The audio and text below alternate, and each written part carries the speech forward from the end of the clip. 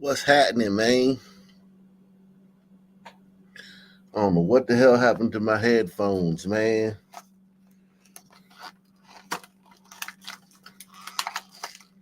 I don't know what happened to my headphones.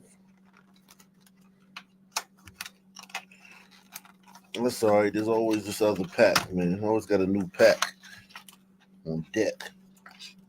Thank God.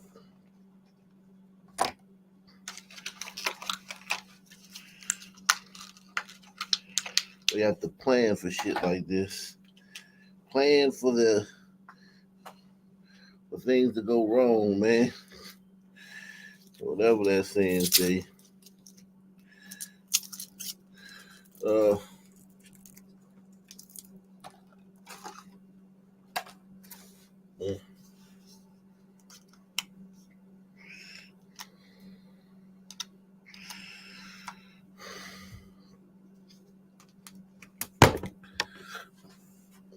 mm.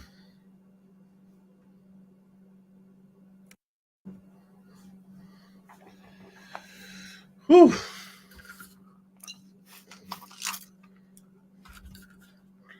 What's happening, everybody? What's happening?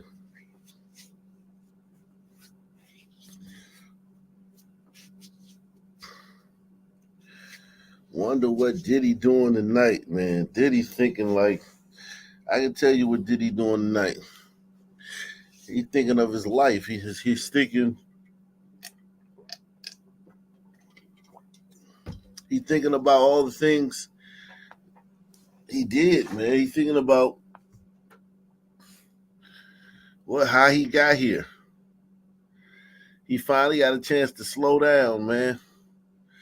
This is his first chance to probably be to slow down and to sit and to think. And he probably like, wow, I'm really in this motherfucker. I am really in this bed. I'm really here sitting here in prison. I mean, in jail.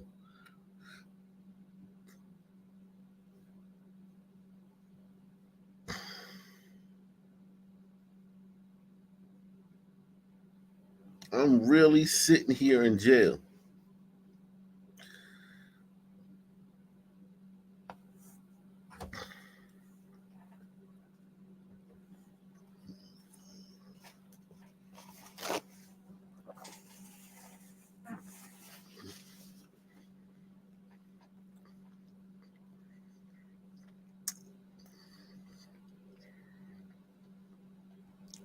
Like, wow.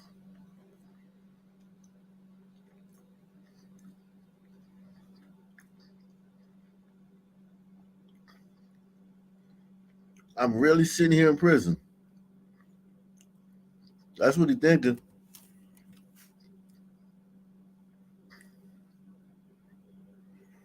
He's sitting there like, wow.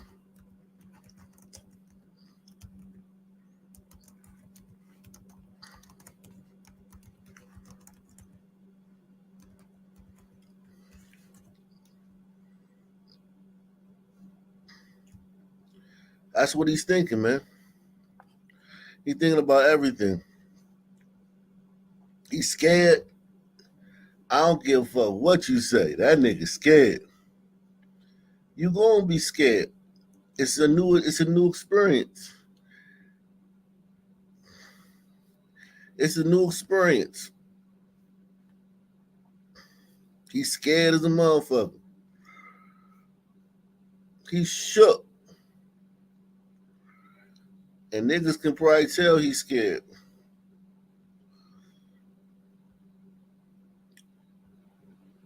In there, they can probably tell he's scared. He's scared though. He asking a lot of questions too.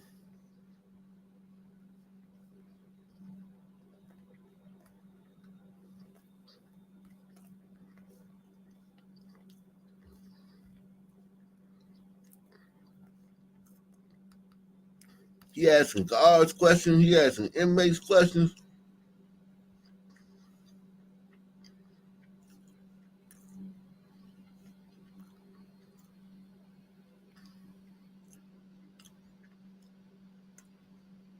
He's scared as hell, man. This shit is real. This shit is real.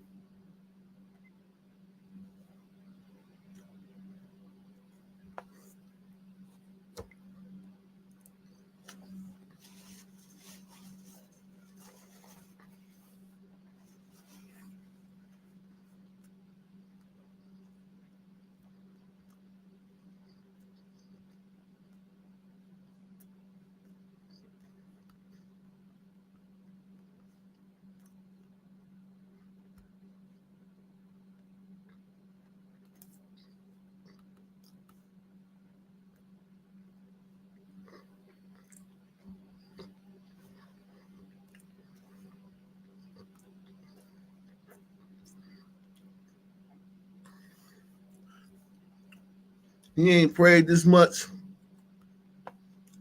He ain't never prayed this much in his whole fucking life.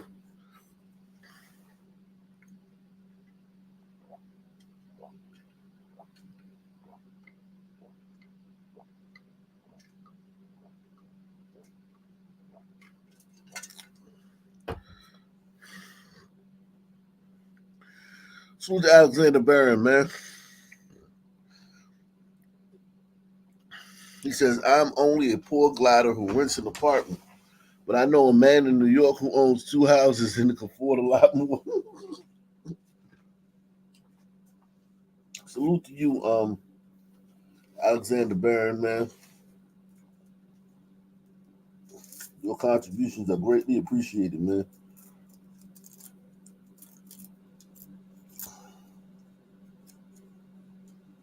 Yeah, man. All the money in the world, man.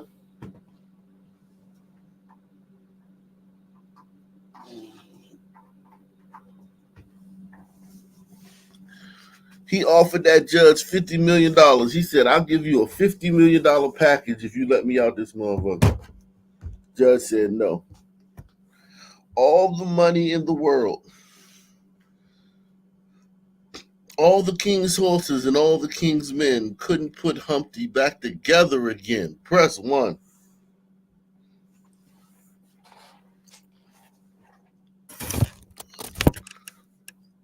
All the money in the world, man. Can't save his ass now. All the money in the world can't save him right now.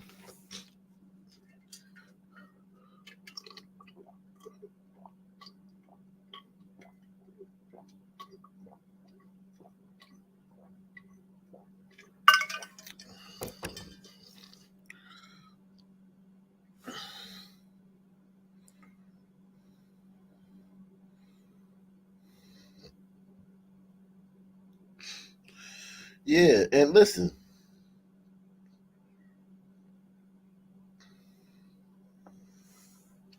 Apparently he liked doing strange stuff, man. He into all that stuff, man. Apparently he's into some of that strange stuff, man.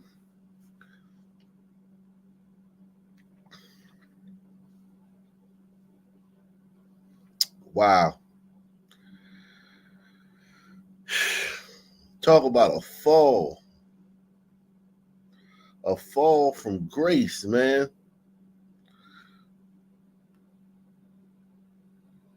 They gave his ass the key to the city last year, man. They gave his ass the key to the city.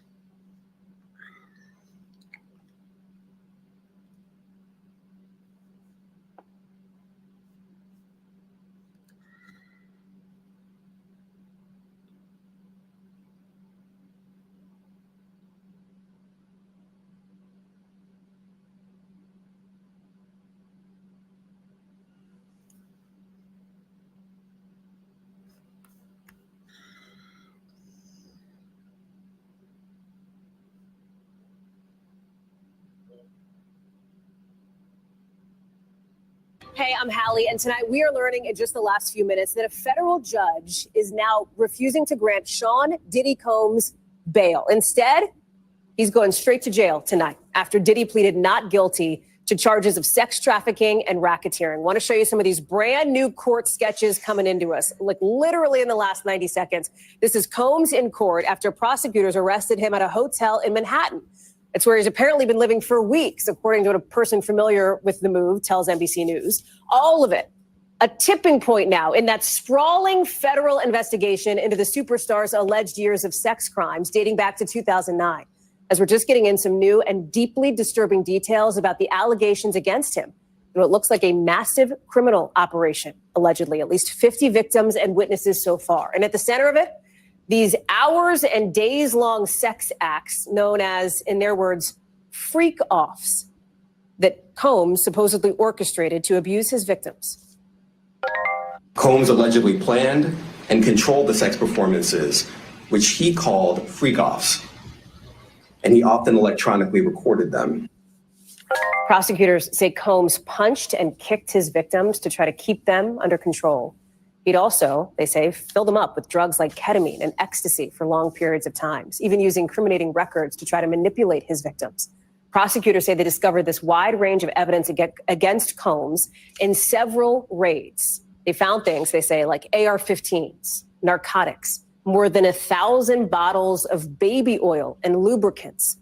We should note here that an attorney for Combs says that he, I'm quoting here, will fight the... That's kind of weird, man. That 1,000 bottles of baby oil, man.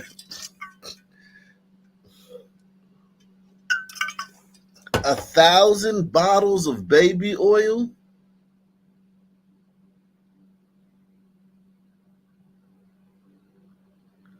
$1,000 bottles of baby oil.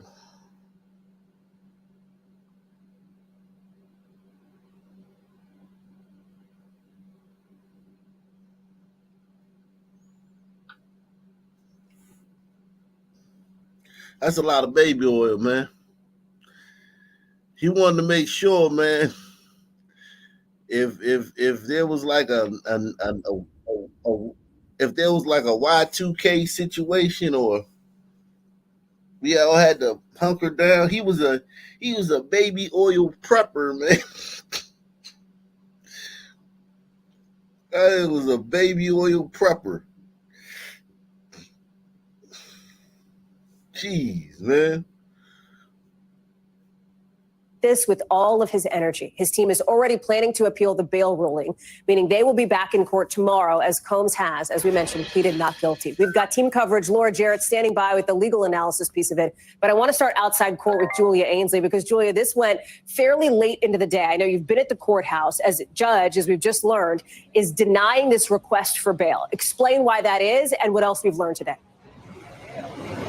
Yeah, that's right. We were in there for about 2 hours as the Justice Department from the Southern District of New York laid out their case, very similar to what you saw in the indictment, saying why he should not be released, because they say that he is a flight risk, he could leave the country, and also that he has a history of obstructing justice. They also pointed to how serious these crimes were, that with previous allegations of sex trafficking like R. Kelly and Jeffrey Epstein, the judges also denied bail in that case. But his defense laid out a very lengthy rebuttal to all of that.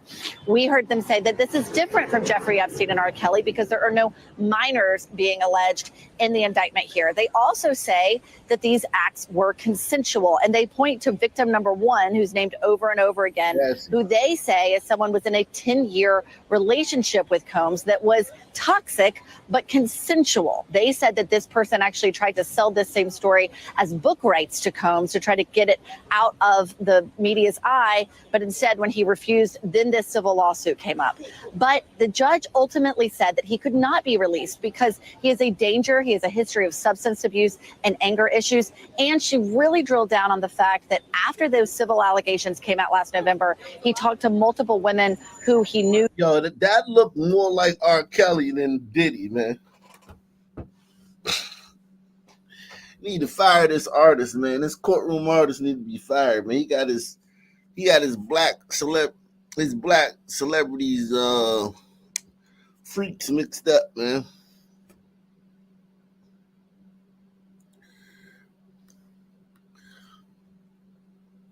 That don't look nothing like Diddy. During that period, and who he apparently tried to change their narrative so they wouldn't go forward. That don't look like Diddy either, man. That don't look like Diddy either, man. I look like one of them Haitians, man, and eating them ducks, man. And continue testifying or being witnesses to some of these acts that were alleged in the civil complaint and then were again put in the indictment today. And so she said in order to keep that from happening and really to end sex trafficking, since that can happen behind closed doors, it was best to keep him detained without bond. Julia, it is, I think for a lot of folks, they will find this stunning considering that Diddy, right, Sean Combs, has been previously one of the most successful music superstars in the world. Just a year ago, he was handed a key to New York City. Now here we are after months of this being out in the public, these allegations being made public, his denials. He's potentially facing 15 years to life in prison. What does the timeline look like here? Well, we understand that tomorrow they'll try to appeal the judge's decision. His defense will do that tomorrow at 3:30. They'll meet again next week for a conference, and then perhaps we'll be looking at a trial early next year. But Hallie, I have to say what you said there was also striking. I mean, I watched him today sitting there very humbly in court in a black T-shirt, nodding along with his defense, otherwise just looking very stoic, straight ahead at the judge. It's hard to imagine this is the same man, but the timeline is also staggering. It's one thing to think, oh, that was something that happened a long time ago, but the prosecution today said that these acts, what they're calling sex trafficking and coercion, all continued up until this year, Hallie, and started as far back as 2009. So this was not a brief window. Julia Ainsley live for us there outside court in New York. Can you just give a sense really quickly, Julia, before I let you go? Is it just a scene there? I mean, I have to imagine, given who Sean Combs is, it is just a crush of cameras, a crush of people. It is. It's been really crowded today. And there have been people who've been driving by, sometimes screaming, "Free Diddy." Someone else stood up earlier and said Tupac would be ashamed of Diddy. It's been a lot of people, a lot of public interest here. I will say the court wasn't as crowded as I thought, but still nearly full, and also full of his friends and family who came out. Thanks for watching. Stay updated about breaking news and top stories on the end.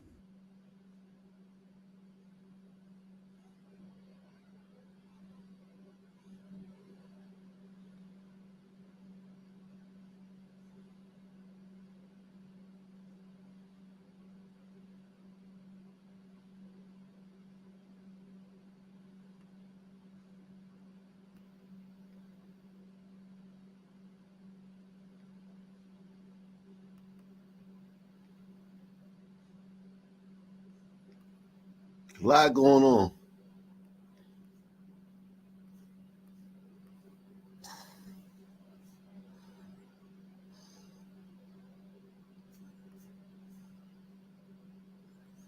Lot going on.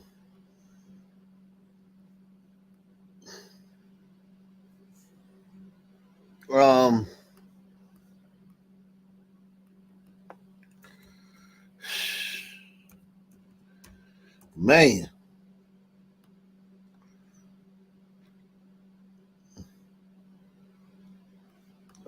Big flaw. And we're back with some breaking news. A federal detention hearing for Sean Diddy Combs has just ended, and CNN's Kara Scannell is outside the courthouse in New York. Kara, obviously, this is a huge case. What just happened?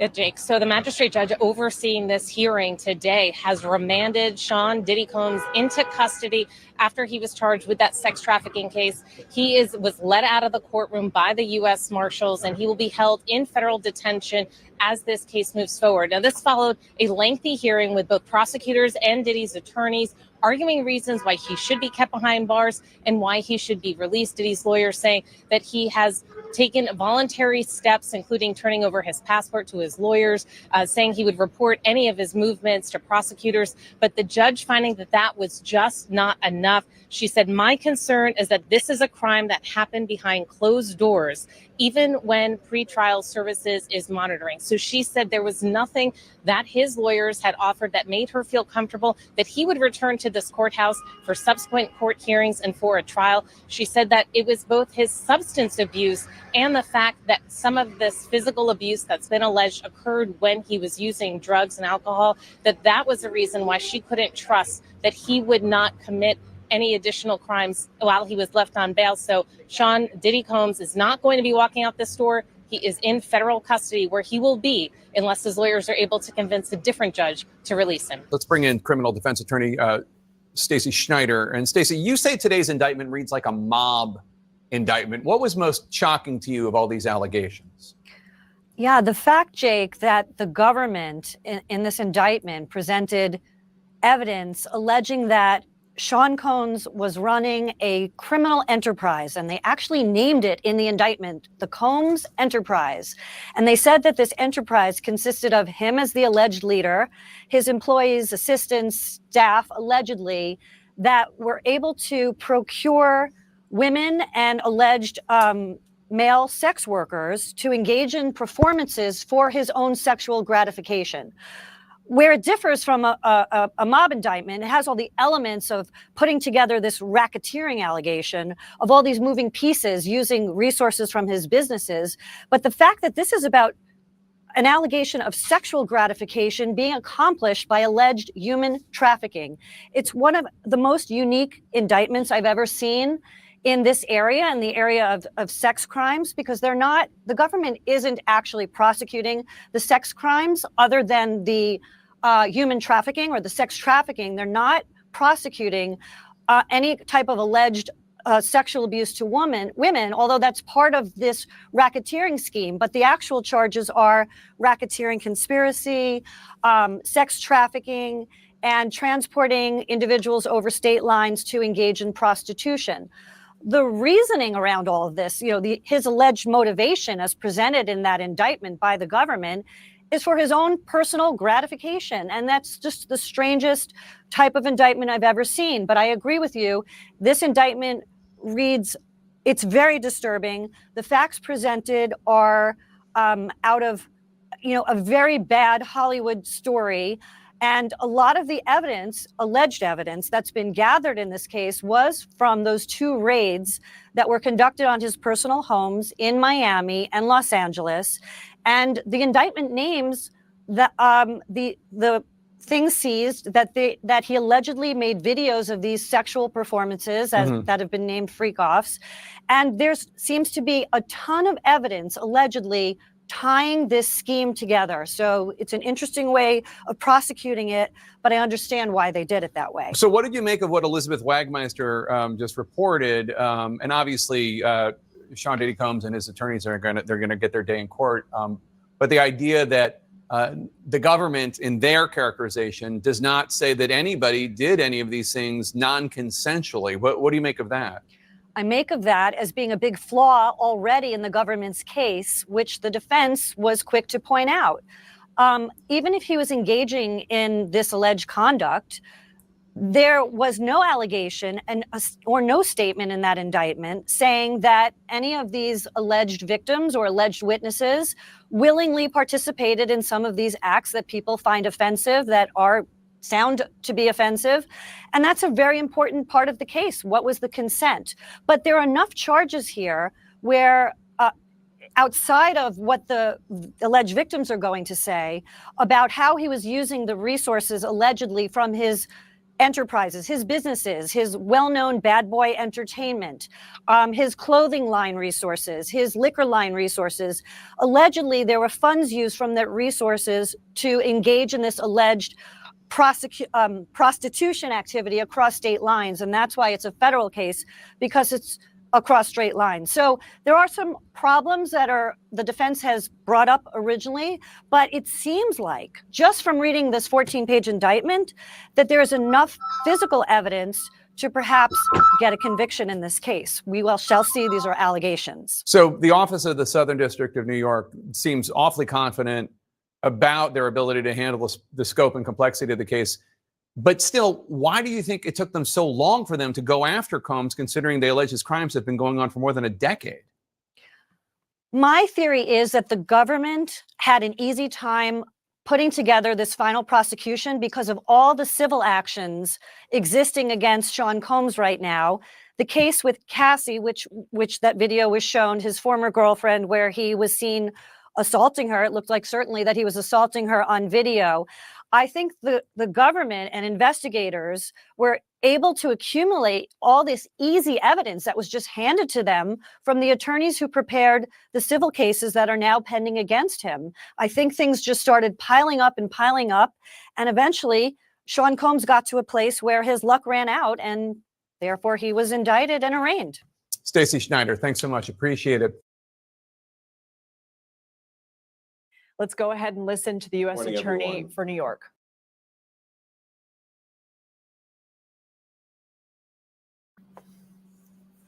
Man.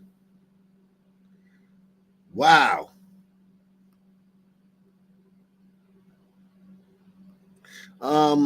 There's some holes in this case, though. There's some holes in this case.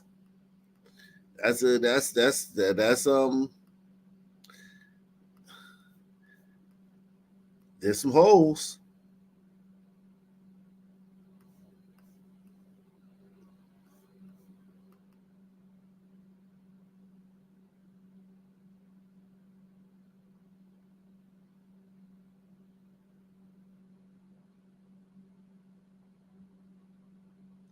There's some holes in this case, man.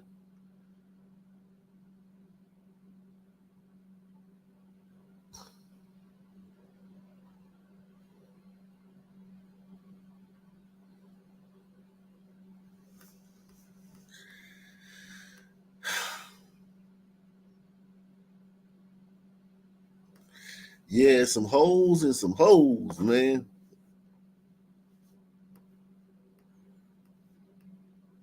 Shout out to Main TV, man.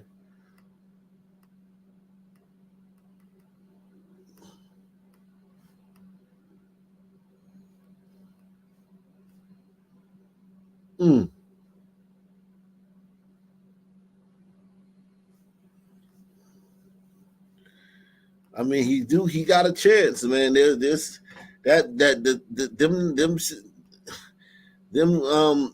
that this stuff is not consensual, that the stuff wasn't non-consensual, that people participated in that stuff under their own free will.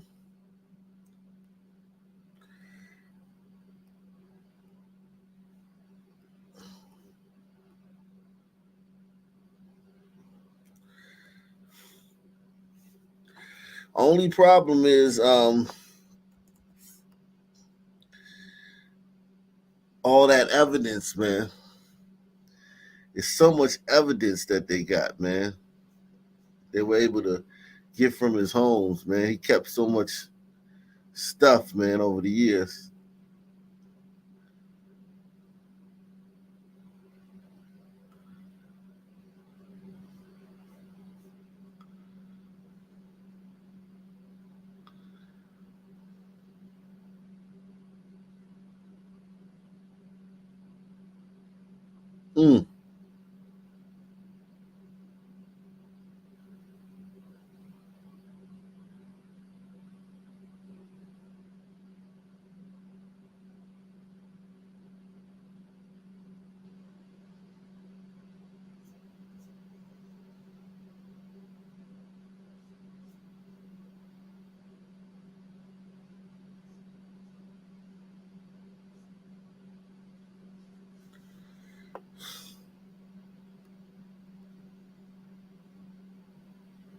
Yeah, he's in deep shit.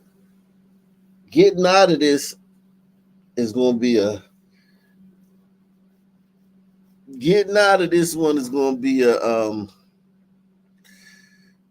miracle, man.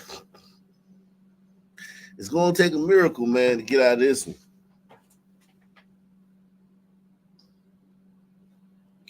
I think they have the bigger fish. Don't matter. Don't matter if they have the bigger fish. I'm not saying he's going to get out of it, but I'm just saying I think they have the bigger fish too. I mean, they all, like, you gotta understand, like, in cases like this, there's always after a bigger. It's like, yo, you got some information, but they'll still prosecute you though. They'll just prosecute you and get you, and if like, say Diddy hold water, They'll be fine with that. This is a big enough fish, man. That's a fact. The prosecutor will sleep like a baby knowing that, like, okay, all we got was Diddy. Cool. Right? They got, I mean, R. Kelly's in prison. Harvey Weinstein's in prison. Bill Cosby got out. Bill Cosby got out by a miracle, man. It's just, listen,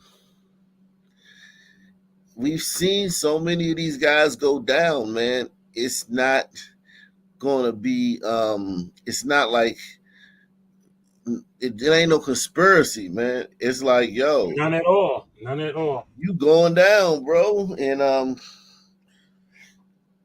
it's just crazy, man. Diddy may do what? Now, I don't think he will get a life sentence, man, but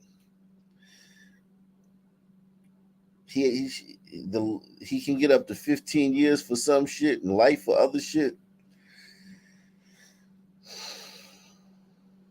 Unbelievable, man. My question to you is, do you think that he may fold if they ask him to implicate someone else?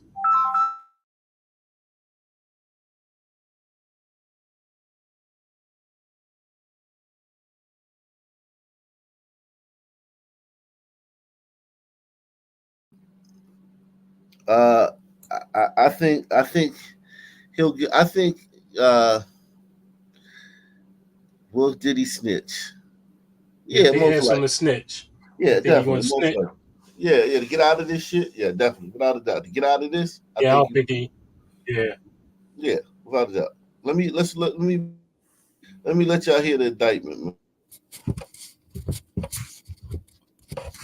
What stuck him is that I'm a U.S. attorney here in the Southern District of New York. Today I'm announcing the unsealing of a 3-count indictment charging Sean Combs with racketeering conspiracy, sex trafficking, interstate transportation for prostitution. The indictment alleges that between at least 2008 and the present, Combs abused, threatened, and coerced victims to fulfill his sexual desires, protect his reputation, and conceal his conduct. As alleged in the indictment, to carry out this conduct, Sean Combs led and participated in a racketeering conspiracy that used the business empire he controlled to carry out criminal activity, including sex trafficking, forced labor, kidnapping, arson, bribery, and the obstruction of justice. Let me say a little bit more about the charges. The indictment alleges that Combs abused and exploited women and other people for years, and in a variety of ways. As alleged, Combs used force, threats of force, and coercion to cause victims to engage in extended sexual performances with male commercial sex workers, some of whom he transported or caused to be transported over state lines. Combs allegedly planned and controlled the sex performances, which he called freak-offs, and he often electronically recorded them. The freak-offs sometimes lasted days at a time, involved multiple commercial sex workers, and often involved a variety of narcotics, such as ketamine, ecstasy, and GHB, which Combs distributed to the victims to keep them obedient and compliant. As alleged, when Combs didn't get his way, he was violent, and he subjected victims to physical, emotional, and verbal abuse so that they would participate in the freak-offs, and that Combs hit, kicked, threw objects at, and dragged victims, at times by their hair. On one occasion in March of 2016, that conduct was captured on video and later reported in the media. Specifically, Combs kicked, dragged, and threw a vase at a victim in a Los Angeles hotel when the victim was attempting to flee. As alleged, these assaults often resulted in injuries to the victims, which took days or weeks to heal. In addition to the violence, the indictment alleges that Combs threatened and coerced victims to get them to participate in the freak-offs. He used the embarrassing and sensitive recordings he made of the freak-offs as collateral against the victims.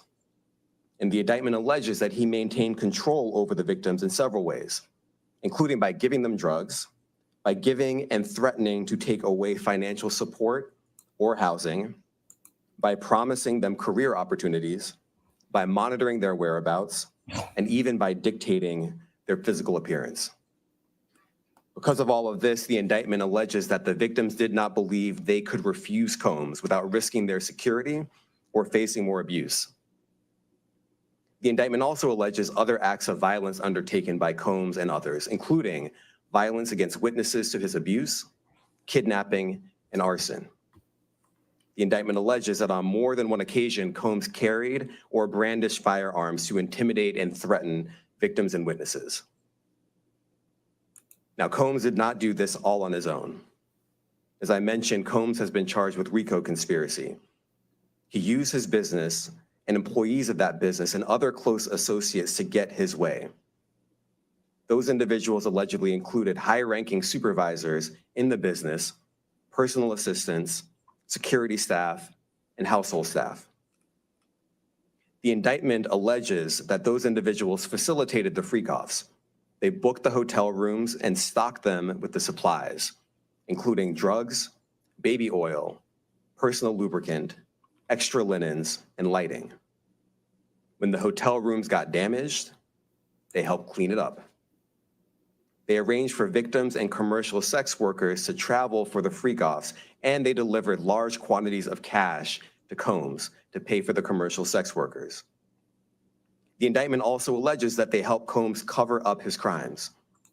During the March 2016 incident at the LA hotel that I mentioned earlier, a member of the hotel security staff intervened, and Combs attempted to bribe the staff member with a stack of cash to make sure that what happened was kept quiet. And as the indictment alleges, in late 2023, after public allegations were made about Combs's crimes, he and others pressured witnesses and victims to stay silent, including by making phone calls to witnesses and victims and giving them a false narrative of what they had experienced. And as alleged, Combs used others to help conceal his abuse by monitoring and preventing victims from leaving a location in order to hide their injuries, or by locating and contacting a victim who had attempted to flee. As part of this investigation, in March of this year, special agents from HSI executed search warrants at Combs's residences in Miami and Los Angeles. They also executed a warrant for Combs's electronic devices. During those searches, agents seized evidence of the crimes charged in this indictment. They seized firearms and ammunition, including 3 defaced AR-15s and a large capacity drum magazine. They also seized evidence of the freak-offs, electronic devices that contain images and videos of the freak-offs with multiple victims. And they seized cases and cases of the kinds of personal lubricant and baby oil that Combs' staff allegedly used to stock hotel rooms for the freak-offs, more than 1,000 bottles altogether. Here are some of the items that we recovered during the searches.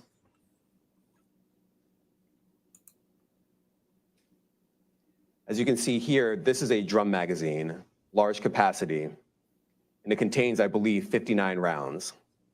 I mentioned as well, we recovered 3 AR-15s.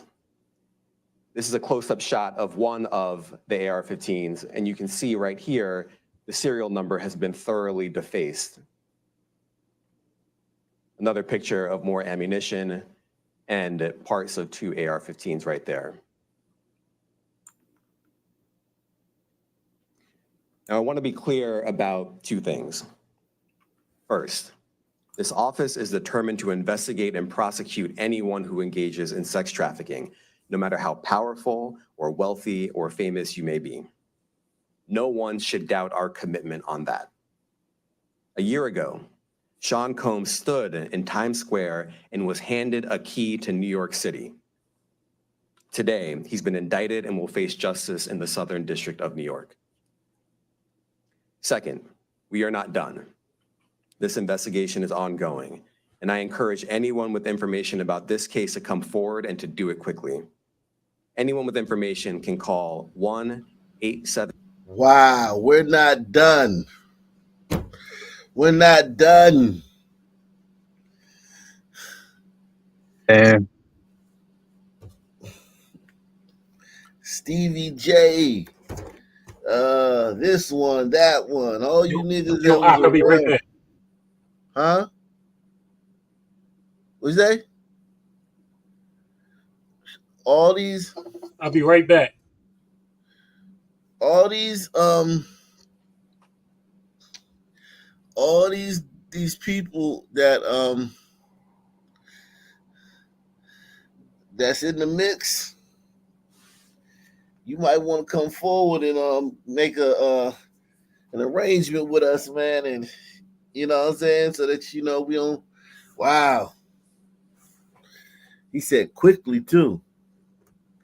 Come around quickly, cause we ain't. Woo.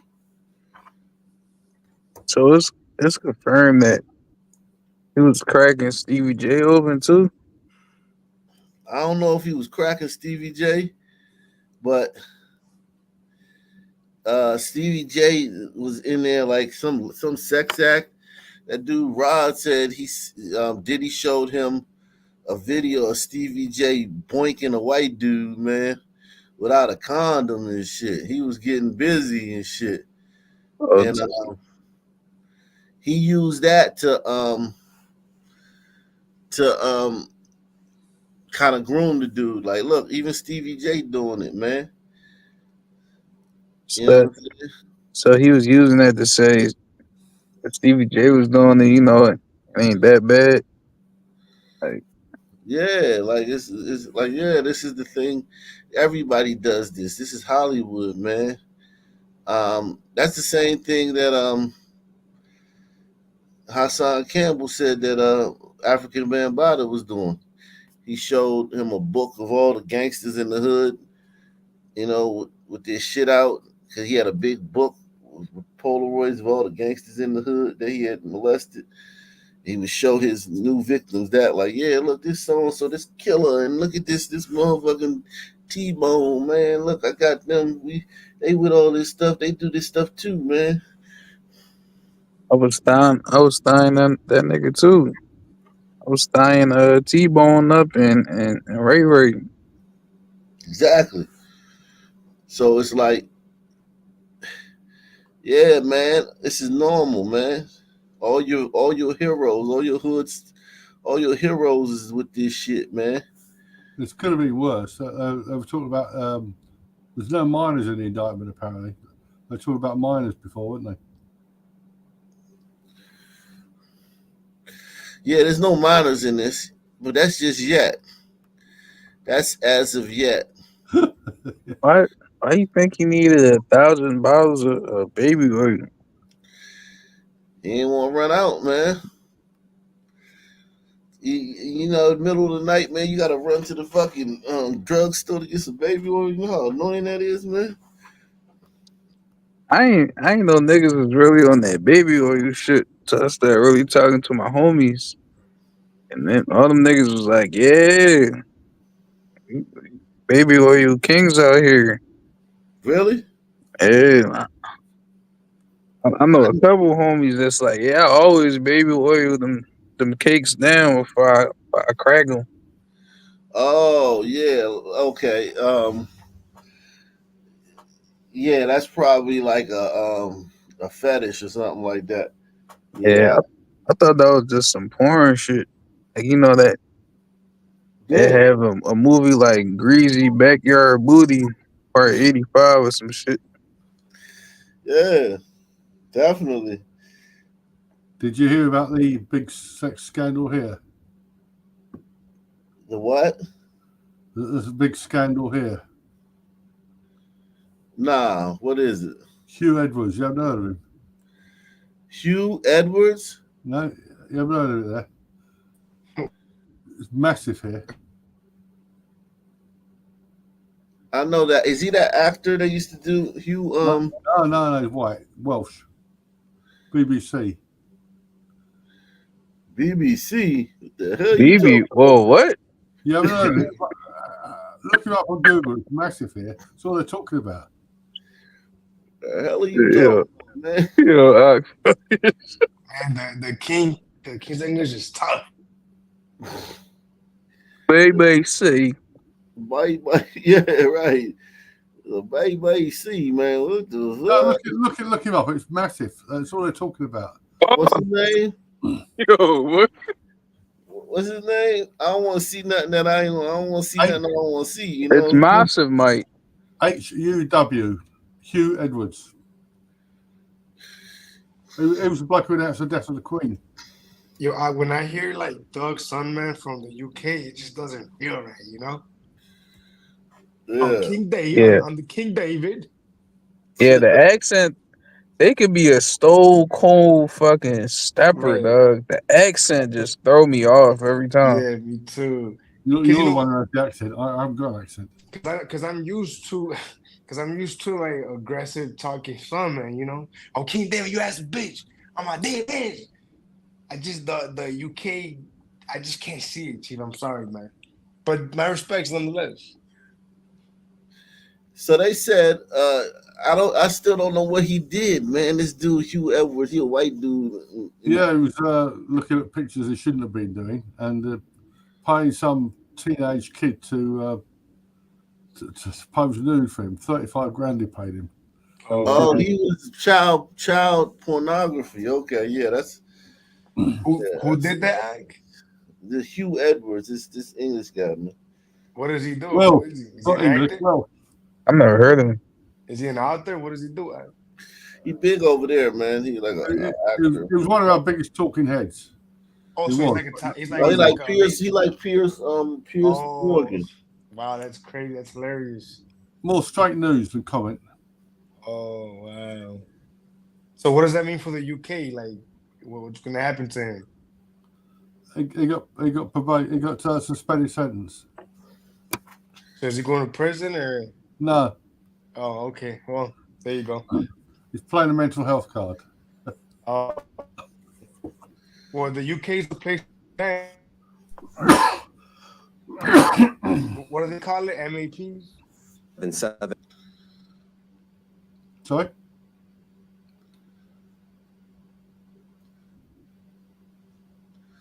Yeah, man. Shout out to Hugh, man. Damn, Diddy, man. So, Diddler. you think any of these charges gonna stick? He's cut. I think any of these charges, yeah. I mean, I think he's in deep shit, man. I think that the lady said it was a flaw in the case because the acts were consensual, but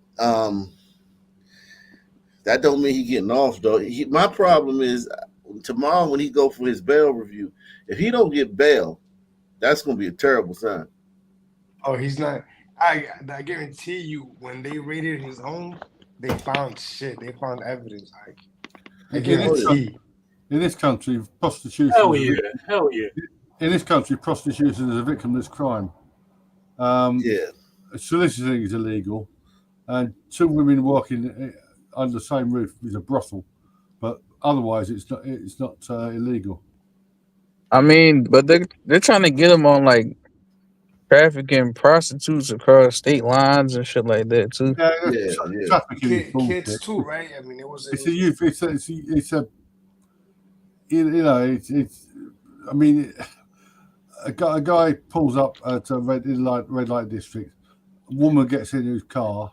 They drive around the corner. She performs a sexual act on him. She's been trafficked. It's a victim narrative trafficking.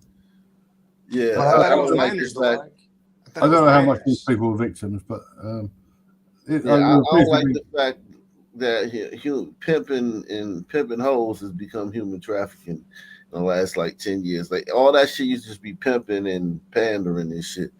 Well, some of it is sex trafficking though. Yeah, no doubt. I mean, it all is sex trafficking. If you're a real pimp, facts. Because I mean, look. Apparently, ain't no bigger pimps than the Venezuelans, though. Apparently they do. Mm-hmm. Right. Mexicans don't play either. Oh, hey, but pimping though, I never really heard Mexicans pimp. Like the brothers pimp. The brothers got it for the pimping. Langley Park, Maryland. The hombreros the Mexican hombreros be pimping. I never really seen that like that. Not like obviously like with a feather hat, but like pimping like. Yeah. Got bitches. They bring these girls over the border and they work. Yeah, no doubt. I mean, look, everybody pimps, right? Like the Tigers pimp, but what I'm saying is, evidently the Venezuelans got it like that, and we all know the brothers pimping. The brothers got it from the pimping chief. But isn't it actually legal in a lot of those places to do it? Where, Venezuela? Well, I mean, it doesn't have to specifically be there, but I doubt it's illegal over there. In some countries in Europe, it's legal. Hey, don't forget that Diddy's defense was also that, it's normal in Hollywood. The industry standard is how about that? trafficking. So I bet it's there's no big deal. Kids. Damn sure did say that. That is fair, though. I mean, the whole sex acts They're and just everything. following the rules. That is true. They'd be doing weird shit in Hollywood. Yeah, but here's the problem, though. Like, violence. Once you throw violence into the mix, that's really what's going to get him, man. That takes guns and drugs. Get him. Violence, drugs. Yeah. What's the violence that you speaking of? That he, when people didn't do what he wanted, he physically assaulted them. He they say he even offed a few people. Yeah, they said that. They like this what they got now is not everything they're gonna have, because once people start cooperating, they'll be able to corroborate and confirm other things that they think they know, but they can't come forward with because they don't have enough evidence. Right. Let me see his lawyer. His lawyer right what here. Prosecutors were arguing is not only does your client pose a flight risk, because obviously he's incredibly wealthy, has access to planes and a lot of staff, even though you said he turned over his passport to you months ago. They were also worried about him being able to interfere with witnesses and calling them.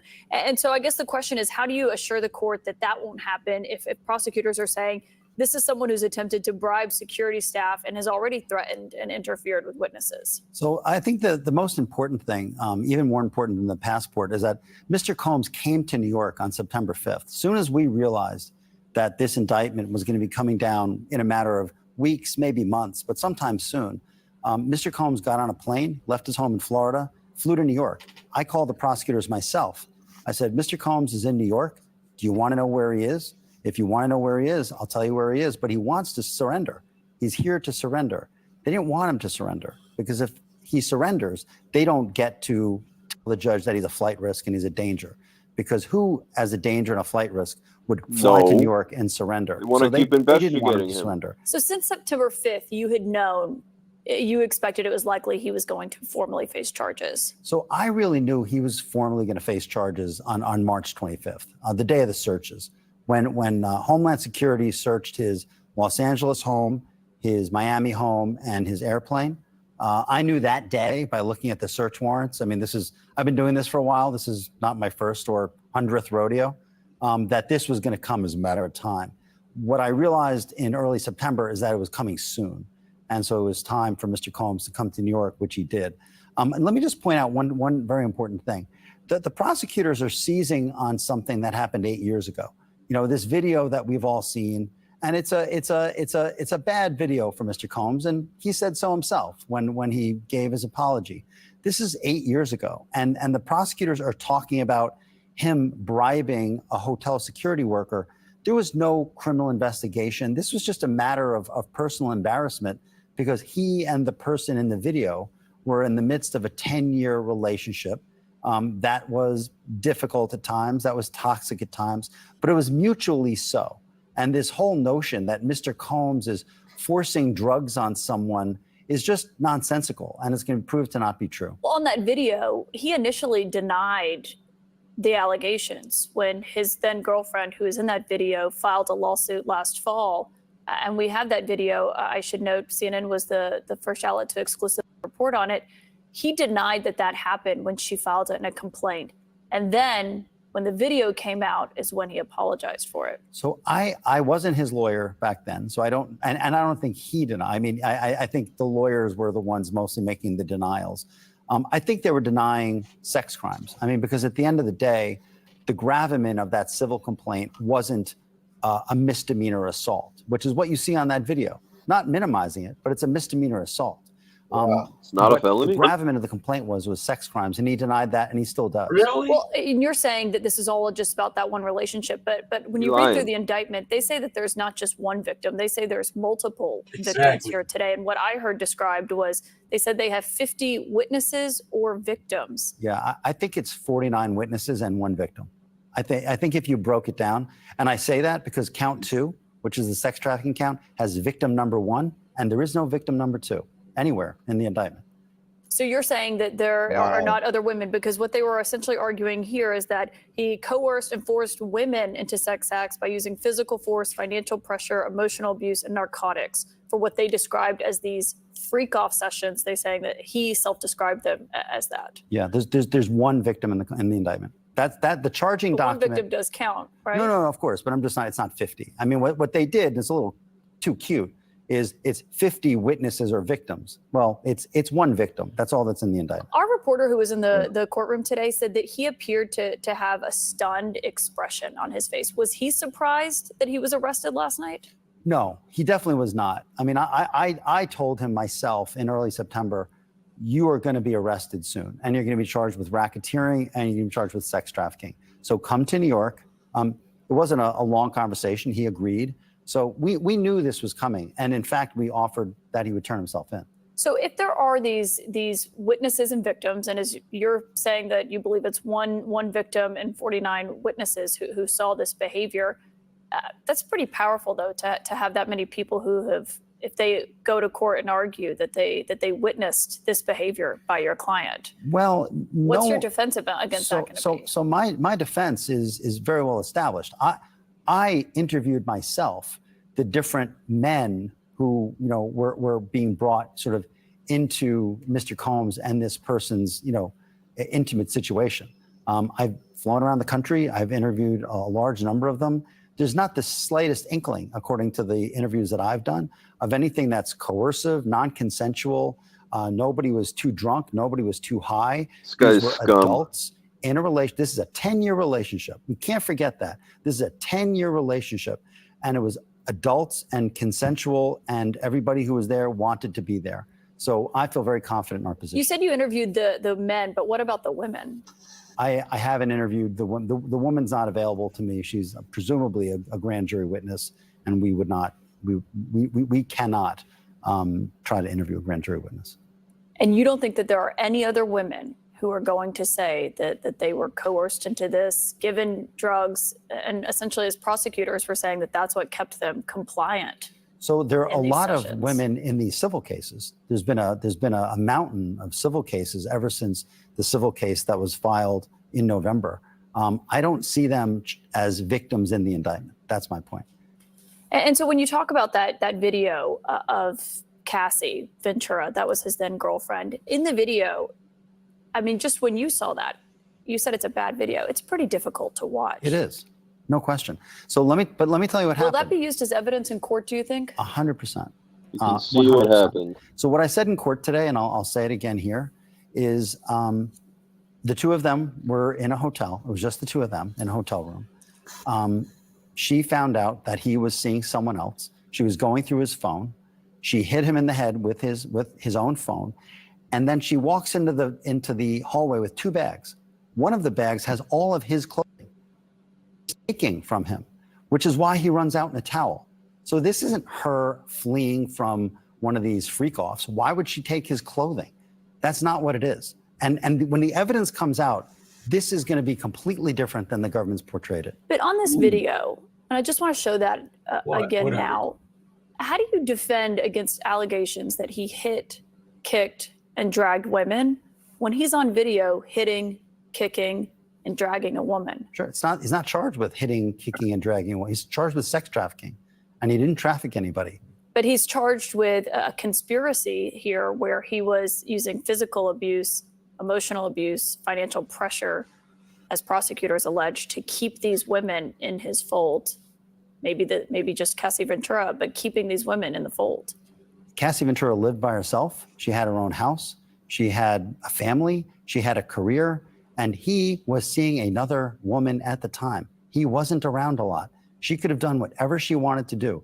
All of these allegations of, I was forced, I was coerced, I had to stay, are nonsense. And it's going to be proven to be so. That video in the indictment, it alleges that your client paid hotel staff $50,000 to make it disappear from the hotel surveillance system. Did he pay off the hotel staff? Not that I know of. I know that's an allegation. I don't know that is true. What I was concerned about when I heard about this allegation is whether there was an allegation that there was some sort of law enforcement investigation pending, because then that would be a crime. But there was none. And so this is not a crime. You talked about, you said you're portraying this as adults who were at these events that wanted to be, I shouldn't even call them events. That's not certainly how anyone else would label it, but that they wanted to be there. But they also allege that they were recorded and essentially used as blackmail. Is that not true? That's not true. That's not true. How can you prove that when they have electronic evidence that, as they argue, over 90 cell phones, laptops, iCloud storage accounts, 30 electronic and storage devices, hard drives, thumb drives? Yeah. You're not worried about that? No, because if they had it, they would have put it in the indictment. And it's not in the indictment.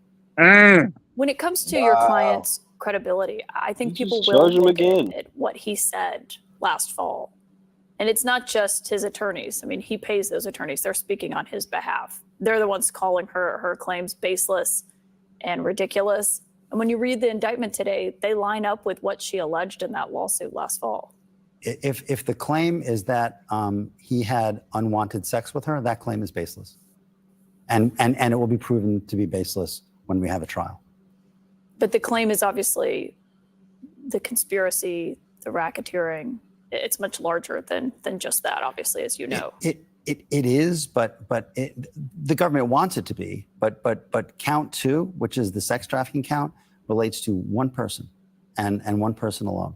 All of this talk of dozens of victims and 50 witnesses, if they had that, if they really had it, it would be in the indictment. Wow, I like it. Hey, listen. Hi, everyone. Thanks for joining. He's still lying. It's me. Damn. What It don't matter if he's lying. It doesn't matter if he's lying. What you can prove? Yeah, he's a defense attorney, man. I've been on trial before, and I had a Juice Crew lawyer, man. John Zwirling, man. Very good lawyer out of Northern Virginia, man. He represented John Muhammad, before John Muhammad decided to defend himself. You know, the DC sniper. Listen, Juice Crew lawyers, I've been around them. I've seen them at work. Guides at this shit. Yeah, What happened? He would What not. happened Hold on. He would not be doing this interview if he was worried. Let's just say that. He would not be. I mean, it's too risky. You know what I'm saying? It's too risky to do an interview like this with CNN about the facts of the case. I kind of see that. What happened to the DC sniper? But I don't think he's helping. I don't think this is helping his case. I think that this right here, I think he knows that it doesn't matter. I think his lawyer thinks that the case is weak. I think they think this case is weak as hell, and they gonna have no problem beating it. If he thought this case was strong, he would not be doing an interview with CNN right now. Because that's probable. That's highly likely. But he's still lying about the misdemeanor. That seems pretty. Oh yeah, I mean, well, he's a defense attorney. He would represent. You know, if somebody went and shot 100 people in Times Square, and they called his law office and was like, "Hey man, can you defend me?" He would show up in court and defend that person. He's a defense attorney. Right, but I don't think it's a misdemeanor. I think it's clearly felonious. But that's not the point that Ike is making, though. Yeah, he's a defense attorney. He defends bad people all the time. Terrible people. I mean, just on principle, I don't see going on the news on fucking CNN. I just don't think if my lawyer did that, even if it was a weak case. Right, that's what, and that tells you that lets you know that he thinks this case is very weak. Or in the opposite, it could be like the opposite, and he's desperate. I mean, look, KB, Yo, look, at the end of the day, KB, right? Who am I gonna trust more, you or this Juice Crew lawyer that for sure is not cheap? Yeah, I'm I'm not trusting asking you to trust me. I'm Well, trusting the no, Juice you Crew don't have lawyer. to ask me that because you know that I know what you would do. You would let him do him, dude. I would. He's actually on instructions. Though. He can only go what Diddy says, can't he? If Diddy see says the it never difference? happened, it never happens. You got You see the difference between these guys and those bow tie, black bow tie lawyers, man. These dudes be having their shit so together. Like Man.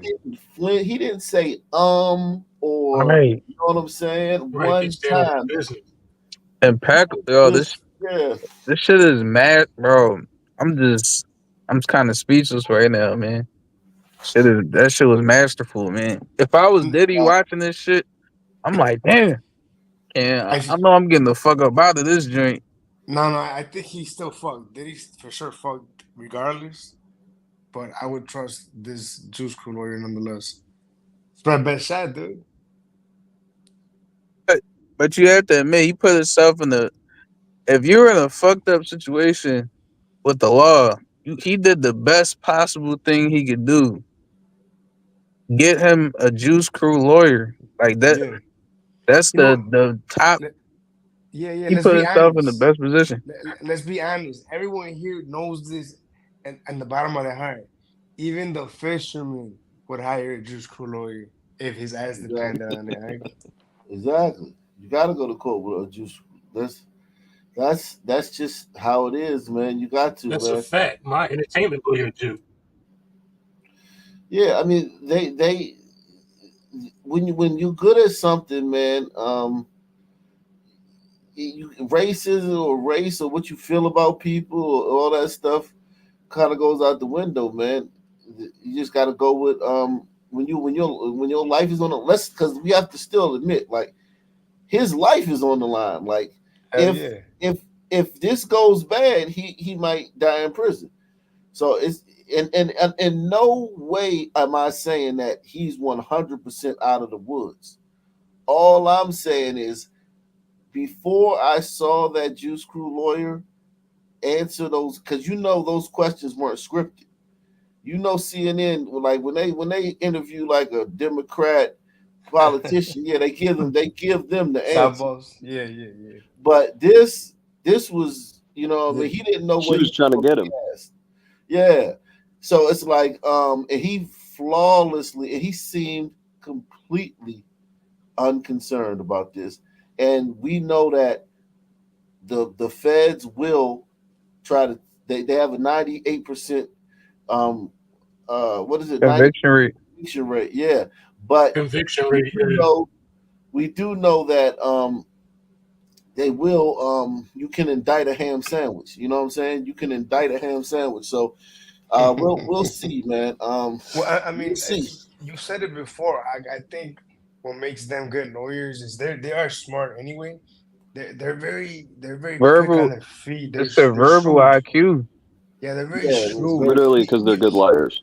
You know how the They make man excellent comedians too. Excellent comedians and excellent writers and shit like that. But you know how the Sun Man has like a good like mouthpiece. Like the Sun Man will fucking just they speak well. You know, like they're able to captivate an audience. Charisma. It's more about charisma. Listen, Sons make good lawyers too. Yeah, but it's in a different way. It's in a different it's like it's multiple ways. More intelligent. It's like Sons make good quarterbacks sometimes, but they ain't throwing from the pocket. I can tell you that. Like if he taking off on you. Yeah, no, but the Juice Crew just like they're just more intelligent, you know? Oh yeah. And the fact that they're so good at go ahead. No, I'm just saying they know how to play the game. Like I had a lawyer, and the case I had when we went to court the first time, after all the status hearings and all that stuff, but we went to court to try the case. I was gonna I was going to cop that day, but there was a brand new DA, a young DA, a young white girl who was fresh out of law school. And he said, we're going to ask for continuance today because we got this young DA fresh out of law school, and she's trying to make a name because he said he's been in the court buildings for dozens of times, right? Hundreds of times. He said she's going to try to make a name for herself. So we're going to ask for a continuance and see if the next time there's going to be another DA. Because on these cases, like, it's not the same DA every time. It's not like the movies, you know what I'm saying? It's like when you show up to court, whoever the DA is on duty that day, that's who does the case. So then he came at the next time. He did like 3 months later, and he didn't like the DA that the assistant district attorney had working cases that day. So he was like, we're gonna ask for a continuous again. And we got another continuous. And then when we finally got a district attorney that he knew, that was older, that he had history with, that he had, you know what I'm saying? Because he said sometimes you gotta give people like for instance, like if they got like a fucking degenerate fucking son man who's like out here, they'll throw him to the wolves. But then if they got a kid that, they feel like, because I had convinced my lawyer that I was a great kid and I just been set up, my friend, set me up and blah, blah, blah. I didn't tell my lawyer the truth. I didn't tell my lawyer that happened. I told him, love to see that. I was getting railroaded, you know what I'm saying? And I was getting, and this was all, and I was being, screwed over by the guy who had snitched on me. So he felt like, he was, he wanted to, help me not get my life thrown away. But anyway, the third time, he finally had a district attorney there that he knew that he had done many cases with, and he had, a good rapport with. Yeah. And we talked with that guy behind the, in the back room before we went up for the case, before we went in front of the judge. And the guy was like, okay, cool. We won't ask for X amount of years. We'll drop one charge because I had 3 counts, but when they dropped 1 count, it put me on a whole different guidelines, right? As where I wasn't facing, if with the 3 counts, I'm facing 10 years. Once you drop it to 1 count, now I'm facing a different amount of time. The lawyer was like, cool. The DA was like, cool. Everything. He's cool to everything. My lawyer said, yeah, don't worry. When we get in front of the judge, you know what I'm saying? I'll only ask for this much time and blah, blah, blah, and everything you want, it's cool. Blah, blah, blah. We get in front of the judge. This motherfucker gets out there and he says, the defendant knowingly and willingly brought drugs into our state. He acted reprehensibly. I mean, he flipped the script on us in front of the judge, right? And I was shaking in my boots because the way he was talking about me after meeting with him 5 minutes earlier and him being like, everything is cool, don't worry about it. And he was talking about me like I was fucking Charles Manson in front of the judge. Oh, Chapel? But what he did was he dropped that 1 count, which put me in a different guidelines. Even though he talked about me like a dog and, you know what I'm saying, it made it seem like I was the worst person in the world, he still dropped that 1 count. So now I had, instead of 3 counts, facing this amount of time with the guidelines, I had 2 counts and I was facing this amount of time with the guidelines. So it's all games being played in these court buildings because you're not important. You're just one case. You think you're like, it's the biggest deal in the world for you, but your lawyer has a bunch of cases on his docket. That district attorney shows up that day and he's got all these cases on the docket. And then it's fucking 50 courtrooms in that fucking building. I mean, in that courthouse where all this shit is being played out all day long. And it's like you're just the one case in a big, you're one case in one day on one docket in one courtroom in one city in one state, and this shit is going on 1 billion times all over the fucking country that day. But it's games being played, and the Jews know how to play those games. Man. I was gonna say I could be wrong They with designed this, it. Mike. I could be wrong with this, but I trust a Jewish crew to read case law twice. I don't know if I trust even a POC lawyer to do that. Even a glider lawyer, Yeah. maybe, you know? Yeah, and to work the system too, like Right, relationships, man, friendships. right. Now I will say this: there are a lot of good black. I had a black lawyer who was a civil rights lawyer, and he was like a bodyguard for Dr. King back in the day. Gene Robinson, that was the Eugene Robinson on another case, and he got me off on that case too. So it's like I've had blacks can be good lawyers, but it's the same thing. Like I said, it's like Tom Brady versus Lamar Jackson. They both get the job done, but Tom Brady kind of just does it more smoother, and LeBron Jackson will give you a heart attack. You know, but he'll still win the game. But it's like, damn, bro. But I mean, even like what Tiger or Juice Crew. Come on now. I don't see a lot of Tiger lawyers. That's the thing. Like all the times I've been to court, I've mostly seen. You know who else is good lawyers? Italians, because Italians are very good talkers too. They very good lawyers. Italians, man. Your boy Fortunato Perry out of Philly. Ew, he's a monster. Wow. Yeah, it's all about being able to talk. You know what I'm saying? Yeah. There's not a lot of good German lawyers. You know what I'm saying? You know what I'm saying? But yeah, let's see what I think. I feel better about Diddy. I feel a lot better about his chances to get out of this. Not that I was rooting for him or anything, but I think he's in good hands. I hope they cook him for what he did to Biggie and Tupac. Yeah, I mean, I thought it was completely over, but now I don't know, man. Yeah, I think they're gonna reopen that. Yeah, let's see what's going on. What else is going on, man? Didn't R. Kelly have a son man lawyer, if I remember correctly? I don't know. I can't remember. He's a real pro-black. Yeah, but yeah. Let's see. Hey, real quick. Somebody asking for your Cash App, bro. It's in the description box, yo. Oh yeah, hit the like button. Take the $5 challenge. Support the channel, guys. Hit the like button. Support the channel. Cash App is in the description box, man. Let's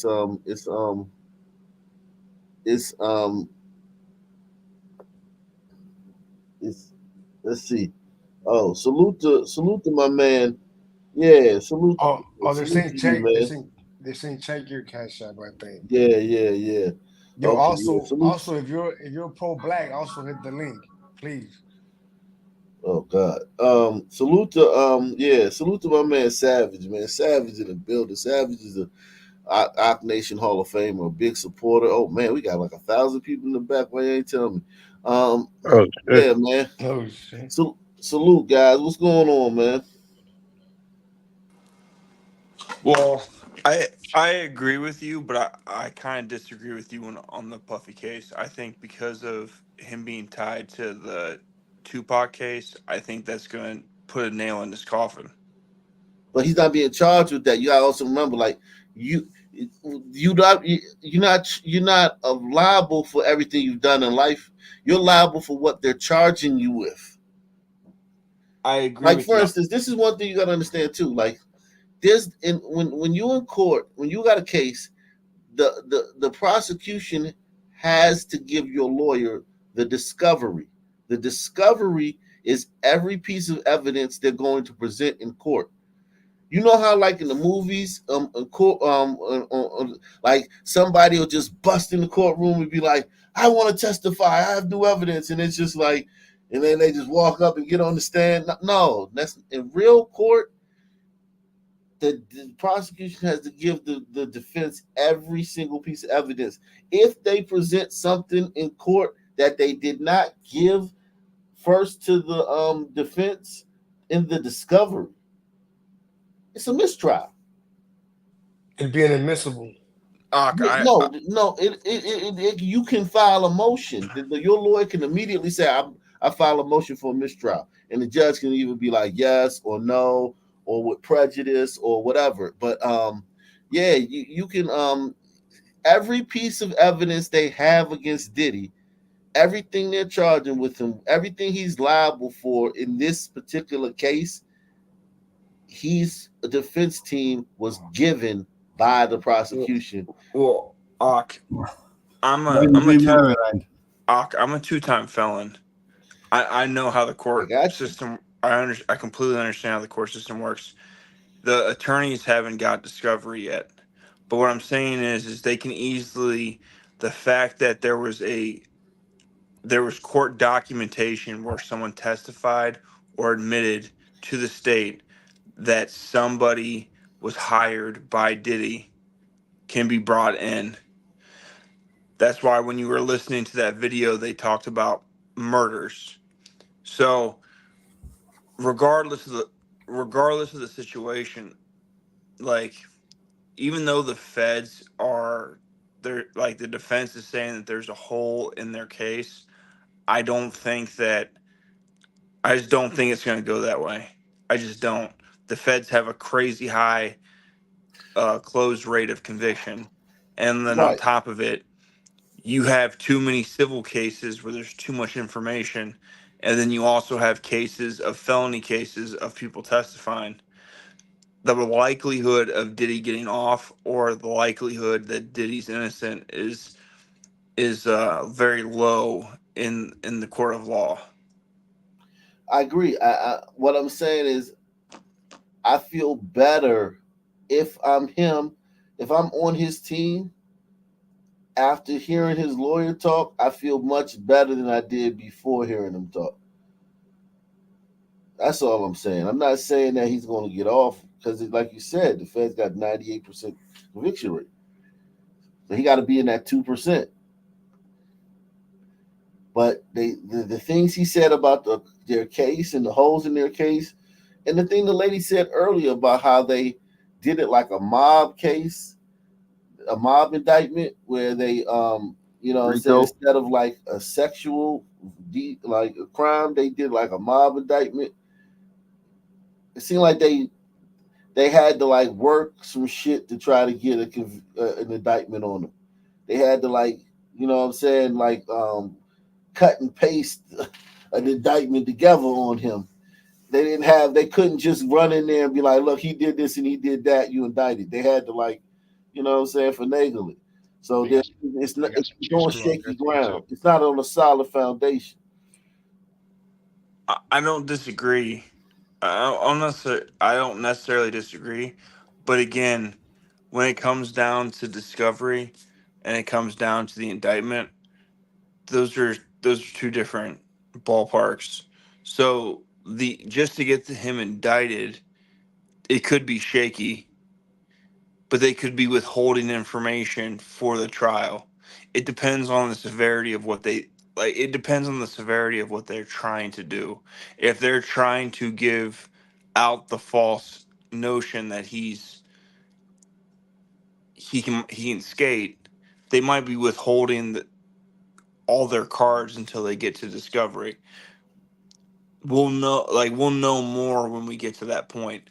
He was just indicted yesterday or today, so like I think it's too early. Like regardless, if you pay any attorney $1 million or 500,000 or 10,000, they're gonna tell you probably have a good chance. That's their whole sale. So the attorney saying that they have a good case, I personally take with a grain of salt because every case I've ever lost, that attorney told me I had a pretty good chance of beating it. Well, here's the thing too, though. Like, yes, they're gonna tell you that you got a chance so that you don't leave their office. They get you in the office. They say, yeah, you got a good chance. Now sign these papers and hand over that cash. Definitely, I got you with that. But he just was interviewed. He was grilled about it, and he answered all the questions. And from hearing his answers, like when they said they got 50 witnesses and victims, he said they only got one victim and 49 witnesses. Yo, that's I didn't know that before he talked to them before he did that interview. I thought they had a bunch of girls. They only got one girl. Now, of course, he did that to other girls, and maybe during the case, other girls will come forward. But as of right now, according to his lawyer, they got one girl. This is all hinging on one girl who was his girlfriend for 10 years. I don't disagree, but you've been locked up. You've been locked up, correct, Doc? Yeah. Have you ever done with the feds? No. Yeah, so when you get locked up and go into the feds, everywhere you go, there's a sign that says, "Why do 10 when you can give it to a friend?" Like the feds legitimately are all about trying to put it in your bottom half with no lube. Well, listen, DC is all federal. If you commit crimes in the District of Columbia, you go into the feds. So it's like we don't have a state prison. So it's like, yeah, I know a bunch of dudes that've been to the feds. Yes, I understand. I got you. It's he could. It's a great chance he's going to be in prison for a long time. But I feel better than I did before I saw the interview. If I'm his camp, that's all. That's all I'm saying. Okay, I can understand that. Like Yeah. legitly, I think that they probably had a weak case when they brought the indictment, because I honestly think that I personally think they're withholding charges. I think they're going to indict him with more charges prior to trial. Well, we'll see, man. We shall see. Listen, this is moving fast. It's Some moving fast. of these witnesses could have been co-conspirators, throwing him under the bus. Yeah, I mean, look, once, like he said about the feds, once they, like those co-conspirators who are not indicted right now, they do not want to be indicted by the feds. So yeah, they may be like, all right, whatever you want me to do, because I don't want to get indicted with a group that has a 98% conviction rate. So yeah, if you're not indicted right now and they're working with you behind the scenes, like, yeah, give us information or do this, do that, most of those people are going to do that. Yes, I agree. He got a bunch of people that's going to fucking. He don't have no friends right now. I got you. Well, I do. You could be right in the simple fact that he might be part of more powerful entities that are doing things, and he wasn't acting right. So there is the chance that if he acts right, these charges and stuff might fall off. But that just depends if you believe in conspiracy theories, or if you believe that the elitists are into some stuff. It could fall that way, but I'm just saying, based on like how the feds work, like I've seen guys catch Fed cases, and before trial they get hit with a bajillion felonies and get sank. So Yeah. I'm more willing to he's in a lean. lot of trouble, man. He's in Yeah. a world of trouble. Like, he's in a world of trouble, but it seems like he's in good hands. He's got a good lawyer. So yeah, he's in a world of oh yeah, fisherman. If you was in trouble, like a world of trouble, would you hire a Juice Crew lawyer, man? If I had to pick like Of an course. ethnicity to be my lawyer, then yeah. Wait. There What? you What? go. What did you say? What did he say? Wow. Was that a yes or a no? That was a yes. Oh, my boys. Yeah, that's why I love the fish, man. He's a 90. Yeah, that was a yes. You passed my test, fish. It He's is a what it is, bro. he's a Straight pragmatist. shooter. Yeah, it is what it is. Well, I mean, the thing about this though is that when Ghislaine Maxwell was indicted, her lawyer came out and gave some, boss ass response about this, that, and the third. They still nailed her. She still went to prison, and then they continued to argue even after she was found guilty, to the point where they actually ended up moving her to Florida, and then they moved her to like a spa like prison where you get free time and you can leave and bullshit like that. So Yeah, even if they do find him guilty, like a myriad of things could happen. yeah, but the Epstein case is specifically different. In Britain, Maxwell would have got 5 years at top whack. Yeah, like so we don't have any evidence to prove that Diddy is as high level as the Epstein case. You also have to realize that when it comes down to foreign leaders and stuff, because there is evidence that foreign leaders were involved with Epstein. Like, as the government, do you really want to, like, would you rather blackmail your enemies into doing things that you want them to do, or allies of yours that you want to blackmail into taking the position that you want? Like, Epstein is a different level. We don't have any proof that Diddy is at that level yet. No, Yeah, he's these not. are He's just not freak close. offs. These are parties. These is parties. This is just some son man with a bunch of money being, a fucking degenerate, Yeah, debaucherous, uh, tight tyrant uh, and shit. You know what I'm saying? yeah. This is a Being fiefdom. a heathenist with money. Yeah, he. This Or is not. being a Yeah, this is typical not sun my man. homie. I Yeah, gotta yeah. go to bed now. I guess you're like, All right, man. Yeah, this is. But the shit about hiding cameras and putting cameras in every room in your house, like where the fuck do you think you learned that from?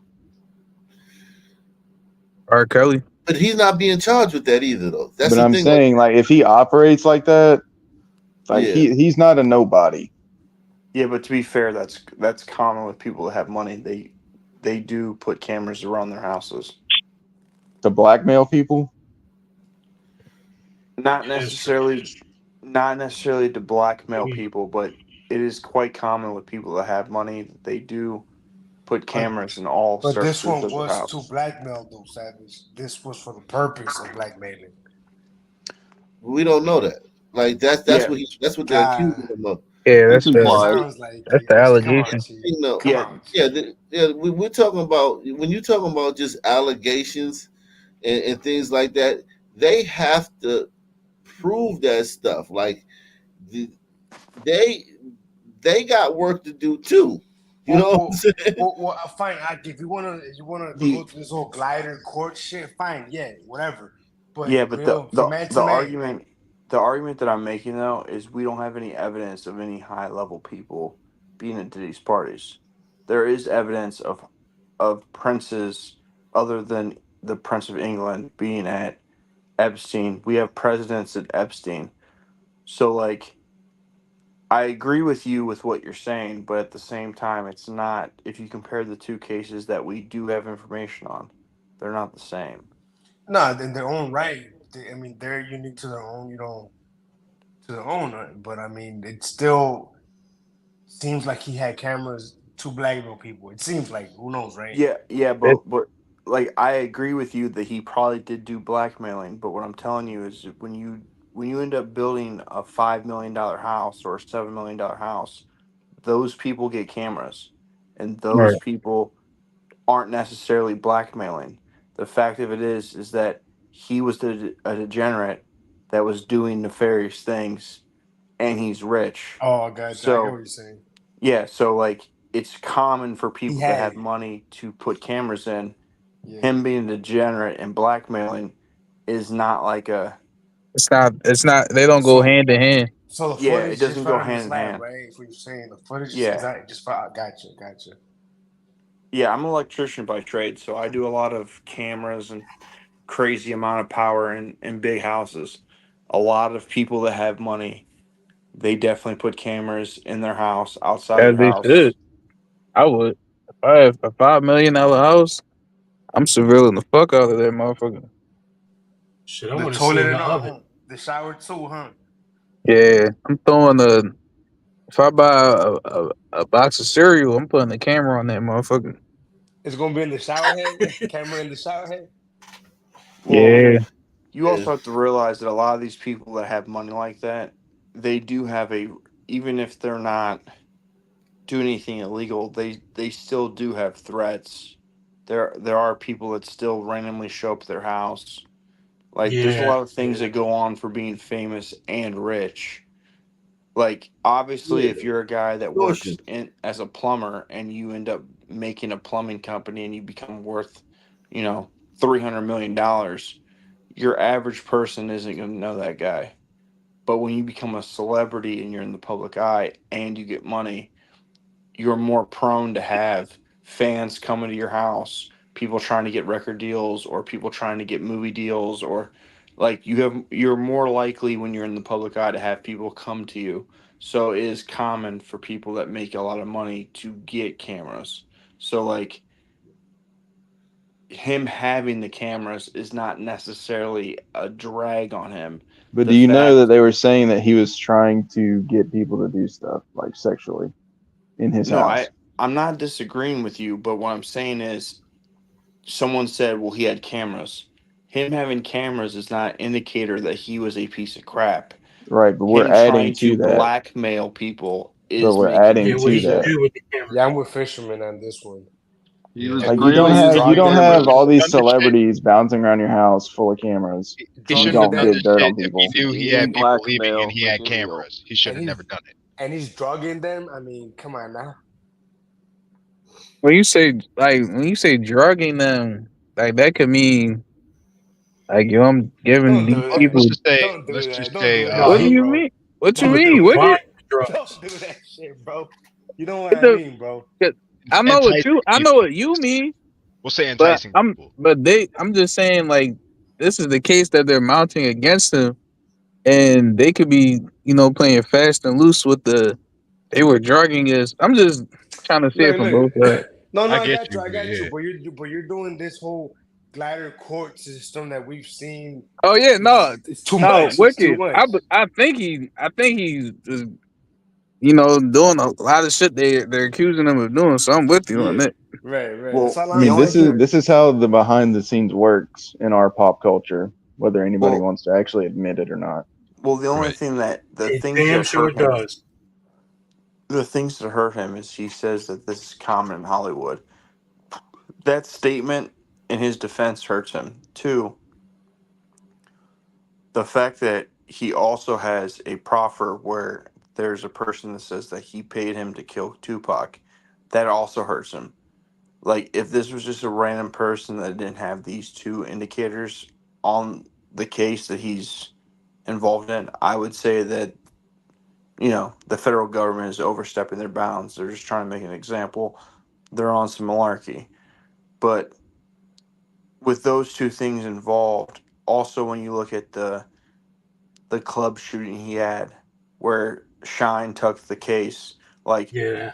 there shows a pattern of him doing stuff that is outside the law or accused of doing stuff outside the law that makes these accusations a little bit more credible than your average person. Just remember, they did say murders were involved. Pop, woman It shot. is. Who's to blame? Shine mother. Well, you also have to realize that when Biggie got killed, he was about to release an album, and he had an album with Jay-Z that was supposed to come out after that was going to release him from his contract. So, Yeah. like, there's too much circumstantial evidence and too much things that are shady that are going Yeah, on. but here's the thing about that. Here's the thing about that. Okay, so you say Diddy wanted to keep Biggie on his payroll, and because you got to remember, Biggie had his own company with Rivera. Biggie was not like just a. Biggie had his own artist. Biggie had his own entertainment. Entertainment was Biggie and that was their thing. And And Lance, yeah. he had his own publishing and all that stuff. Biggie wasn't like under Diddy. They just had Bad Boy put out Biggie's album. That was the only Distribution. they had. Yeah, Yes, exactly. They weren't like I agree with Yeah, you, yeah. I agree with you. But the problem is when you have a contract and you're in a partnership with somebody and you die, they automatically get all rights to the thing that you have. So you're saying that, but with the risk of Yeah, we don't killing know the him, specifics when he of only got one album left, like he only got one album left with you that he before the contract is over. So you're gonna risk killing him and ruining your career.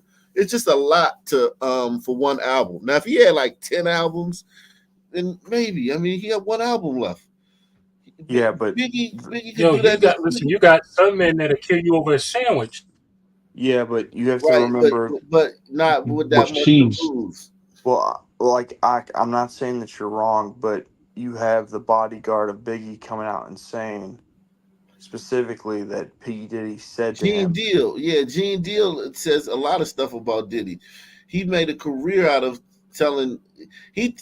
If you listen to Gene Deal, Diddy is an idiot who never did anything right, and we know that that's not true. You know, you don't get to where he's at and having never done anything right. So, Right. Well, you also know people that you've worked with or been around that the only reason that they were successful because of a favor. So, like, I'm not saying that Gene is no, I don't. 100%. Actually, I don't. Actually, people got to work. You got to work hard, man. Actually, I don't, man. You have to work hard. I'm not Just to be disagreeing. in position, just to be in that position. I'm not disagreeing that people don't have to work hard, but look at the guy from Tyson that was the Diddy CEO, had to the work hard. CFO. He ended up getting caught in a random person's house, in her bed, and he got arrested for it. Like, nepotism does have negative consequences. That is possible. Yeah, It but doesn't where's the necessarily. nepotism in that? There's no nepotism in that situation. Yeah, yeah, definitely, yes. Your I'm son, but this is not a nepotism situation. This is just two dudes in business. Like Diddy has a bunch of artists. Like Diddy, only time Diddy and Biggie hung out was when Biggie was dropping an album. When Biggie wasn't dropping an album, he didn't see Diddy. They wasn't hanging. They wasn't friends and shit.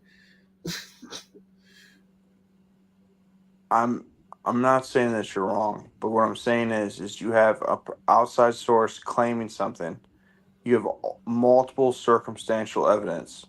So the fact of the matter is Diddy has owned the rights to Biggie's music longer than he was alive. Right. I got you. But listen, that's a linear way of thinking about it. I think that like people get shot and killed. Rappers get killed. Rappers get shot. Biggie got killed. He got shot in the midst of all that beef. Do I think that it necessarily has to be like, oh, this big conspiracy because he was trying to get out of his contract, so I'm gonna pay these people to kill? I don't think it like that. I think it was just some nigga shit. I think all that Pac and Biggie stuff was just some nigga shit. And people can't believe that two great artists went out so bad. Like they went out sad. And people can't accept that. So they gotta attach all these conspiracy theories to it. Well, I'm not saying you're wrong, but what I'm saying is Biggie and Tupac set the precedent of these rappers getting killed. You didn't have prior to them rappers getting killed all the time. You could be Rap was 100%. just in its infancy. And that's not true. And that's not true because there were rappers getting killed all the time. You just didn't have the Yeah, it's internet. quite a few. Big L, Scott LaRock. Yeah, Many you of had rappers getting killed all the time. And also the internet makes everything seem like it's happening more. Like even the stories we do here, all that stuff was happening back in the day. All that stuff, the crime was worse in the 80s. The murder was worse in the 80s. But you only got to see your 6 o'clock news, and that was if you actually watched the 6 o'clock news. Well, we can see it all now with the internet worldwide. I'm not saying that you guys are wrong, but what I'm saying is when you hear that Tupac had like people thought that Sean had something to do with Tupac, and then now we're 30 years later, and it comes out that he did.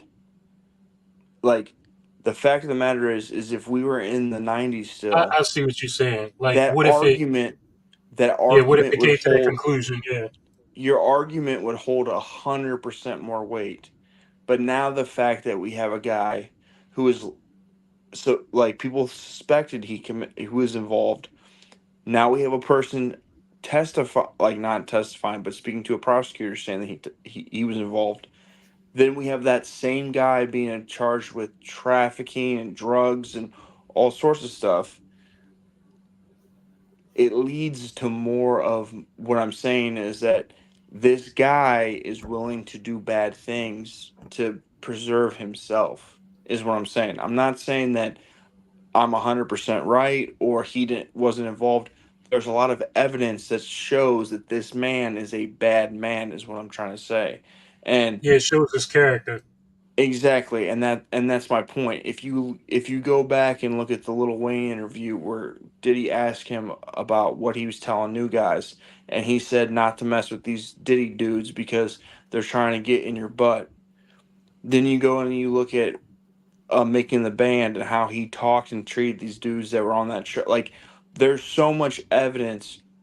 The interview where he talked to Kevin Hart about him and Usher waking up in the same bed when Usher was a minor. When you look at the interviews with him and Justin Bieber where they're being recorded talking to each other, like, there's so much evidence that like is suspect. And then when you have Yeah, people it that shows his are it shows his convicted, character. like you have people that are dealing with the court system, and they're saying that this dude's involved. Shine, Keffi D or Keefe D or however you pronounce his name. The point that I'm making is I agree with you that the government could be trying to set this dude up, but there's a lot of evidence for the last 30 years that makes this dude look super guilty. Like, Nobody said the government set him up. well, let me move along though. Let me move along, man. Video, our 8 News Now. Take the $5 challenge. Support the channel, guys. Support via PayPal, Cash App, with the Super Chat. Also, hit the damn like button, man. Investigators obtained shows the moment a security officer fires at a stabbing suspect right on a busy casino floor. That man accused of slashing 2 employees before officers tackle him to the ground right inside Red Rock Resort. 8 News Now investigator David Charnes, the first reporter to identify that suspect. So, David, prosecutors say the video really just speaks for itself. The surveillance videos appear to show 25-year-old Shane Sussman randomly attacking 2 employees before leading chase across the busy casino floor and then getting shot.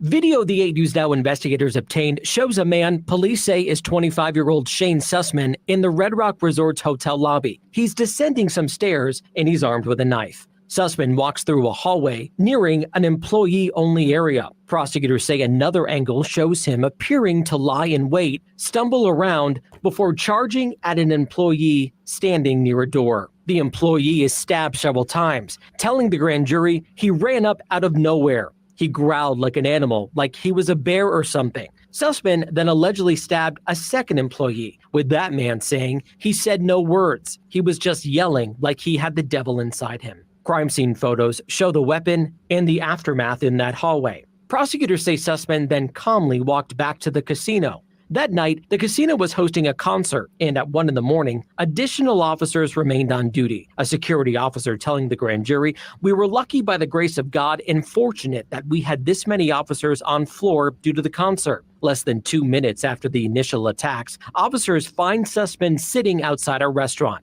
Video shows him lunging at the group, then he takes off. An officer testifying, "We had to turn and backpedal and run for our lives. He was coming at us." The chase continues through the casino. An officer telling the grand jury, Sussman then spun around with the knife in hand in an attempt to slash him. Another officer then takes out his gun and fires. You can see that flash as we slow down the video. Sussman then falls to the ground as more officers pile onto him and take him into custody. Now, other documents say a security officer who was off duty at the time but was at the casino as just a regular customer says Sussman allegedly offered to sell him drugs in a restroom multiple times that night.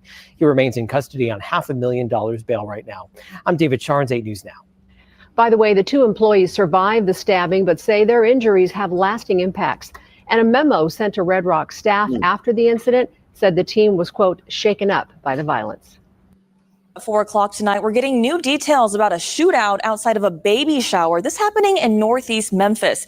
And we're seeing some of that footage of this disturbing video you can see behind me here. WRG's Jessica Knox talked with terrified witnesses who were there that day. In this shopping center on Raleigh-LaGrange Road are businesses where families go to eat, celebrate, and get their hair done. Early Saturday evening, a shootout happened in this parking lot, causing many families to seek shelter. I had all the clients get on the floor. We hurry up and locked the door, and we ran to the back and called 911. This employee is too scared to reveal her identity, but says she remembers the shooting clearly. We was working on the kid here. She says the little girl had to be 8 or 9 years old. Yeah, she was afraid. She was very afraid. She didn't even want to come out the back room to finish her hair because I was putting some beads on her hair, and she didn't want to come out the back room. This was like a first-time experience for her. Take a look. Businesses in the area have cameras that were able to catch the shootout. You can see two men hanging out of a black Mustang and other men in the parking lot shooting at each other. A witness told police the shootout started at 5:15 Saturday evening after a car drove by Ladies Night Beauty Boutique where the baby shower was being held and started shooting. It's about, I want to say 4 or 5. Shooting up a baby shower, man. Knowing it's a bunch of kids and it's just, we different, man. Just the low level degeneracy, no matter what. And it was probably over, like something that was said. Like somebody said something, oh, for real, I'm going down there and shoot that bitch. Like, yeah. Putting so many people at risk. So many children at risk over probably words or somebody said something. 5 of them. I mean, and everybody who's in any one of these businesses, standing, anybody driving in the street this way, that way, is at risk. Yeah, I mean, people that shop there will think twice about going there, and then those businesses will fail. Yeah, you got to think twice about going there, man. You got African hair, got too many hair places up there, man. Attracting black women, and then you got the thing about attracting black women is that you end up attracting black men, like Ladies Night Beauty Boutique. You got, I mean, it's a lot of shit here that's African hair braiding. It's so much baby mama drama. Yeah. Unless you got like a motherfucking like a bank there or something, or a grocery store that people like have to go to. If there's really no reason to go here, man. I want to say 4 or 5 of them. We assume that since nobody was hurt, that they probably just wanted to disrupt the baby shower or scare. Nobody was hurt. Somebody in the baby shower. MPD cannot confirm that, but according to this incident report, victims inside the baby shower refused to talk to officers. Officers tell us several cars in the parking lot were hit with bullets, and a family member inside suffered a stroke. Refused to talk. Was injured. I come from a country where we experienced a 14-year civil war, and for me, it was very scary because I'm like, I didn't die there. I don't want to come and die here in America where I'm supposed to be free. Reporting for your news leader in Northeast Memphis, I'm Jessica Knox, WREG News, Channel 3. All right, a scary scene there. And after that shooting, 35-year-old Anthony Jackson, he was charged with being a convicted felon in possession of a handgun. However, he has not been charged with the shooting. The other people police believe are involved, they're still on the run. She thought it was out of a hospital in the district. She thought it was a country problem, a Civil War problem, but she didn't realize it's a black problem. Yeah, she never let herself realize that. She still doesn't really. Yeah, she still seems to be like she would be offended if you told her that. Yeah. And one of the key things that were said was that I don't know which business it was, but they didn't want to say anything. So, of course, aiding and abetting, not helping the police help you be more safe. Typical nigga shit.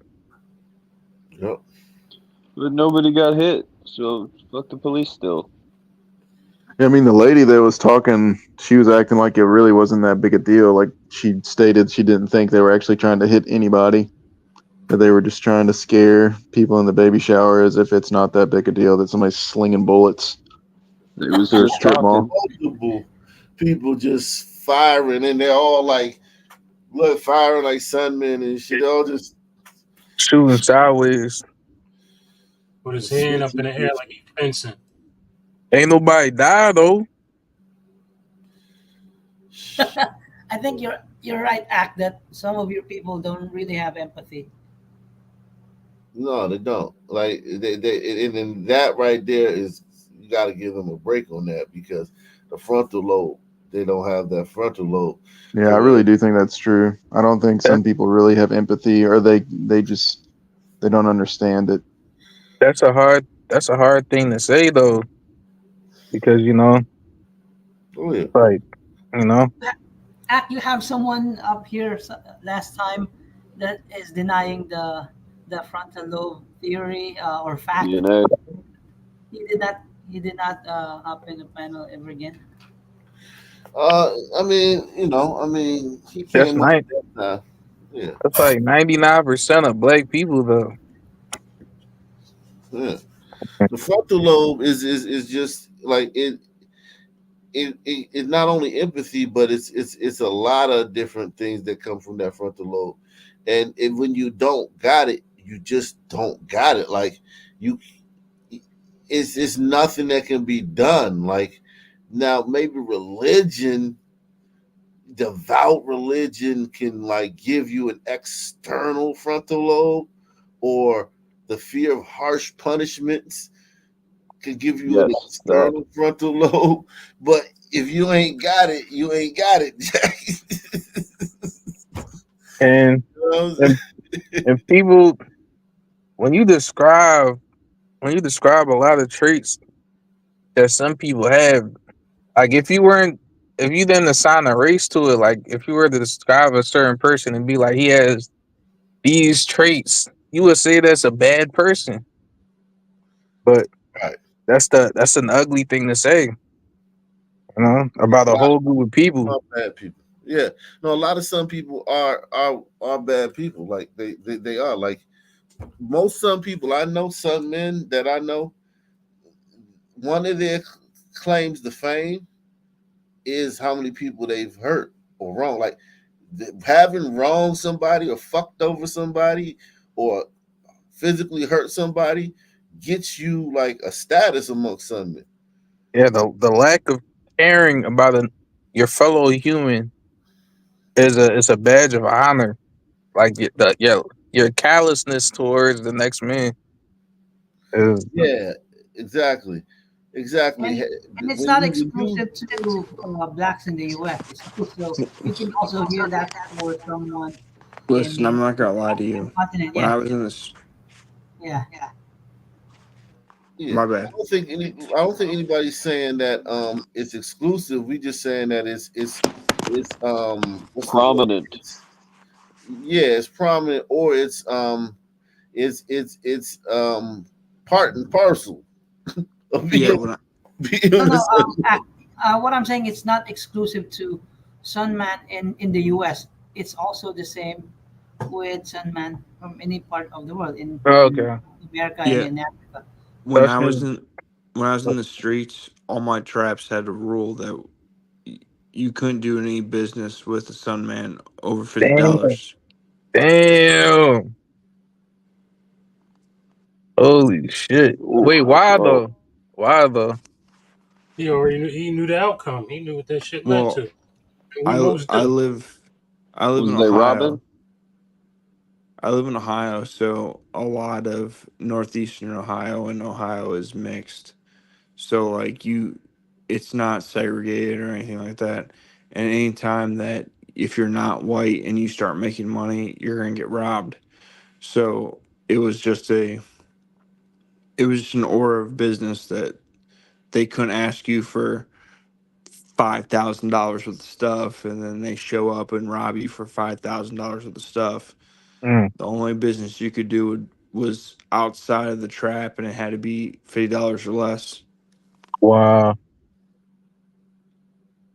Yeah, I mean, some men are predators too. Like we you can see why like a lot of cultures would definitely not want some men around. Man, our predation is just natural. Like we don't even like. It's not even.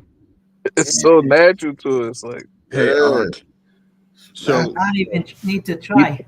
yeah, you so don't have Ak, to. We don't even have to be trained to be like how you're. so Ak, to hammer this point down from where I'm from. My traps were in Ravenna, Ohio, and back in the day, we were scared about stuff. We had a guy knock on our door in the middle of the day, and we didn't answer it. He came back with like 17 dudes at like 2 a.m. that same night, and I at the time when I was a criminal, I was moving like 10 a day of weed. So like, £10. Fees. yeah, 10 pounds a day.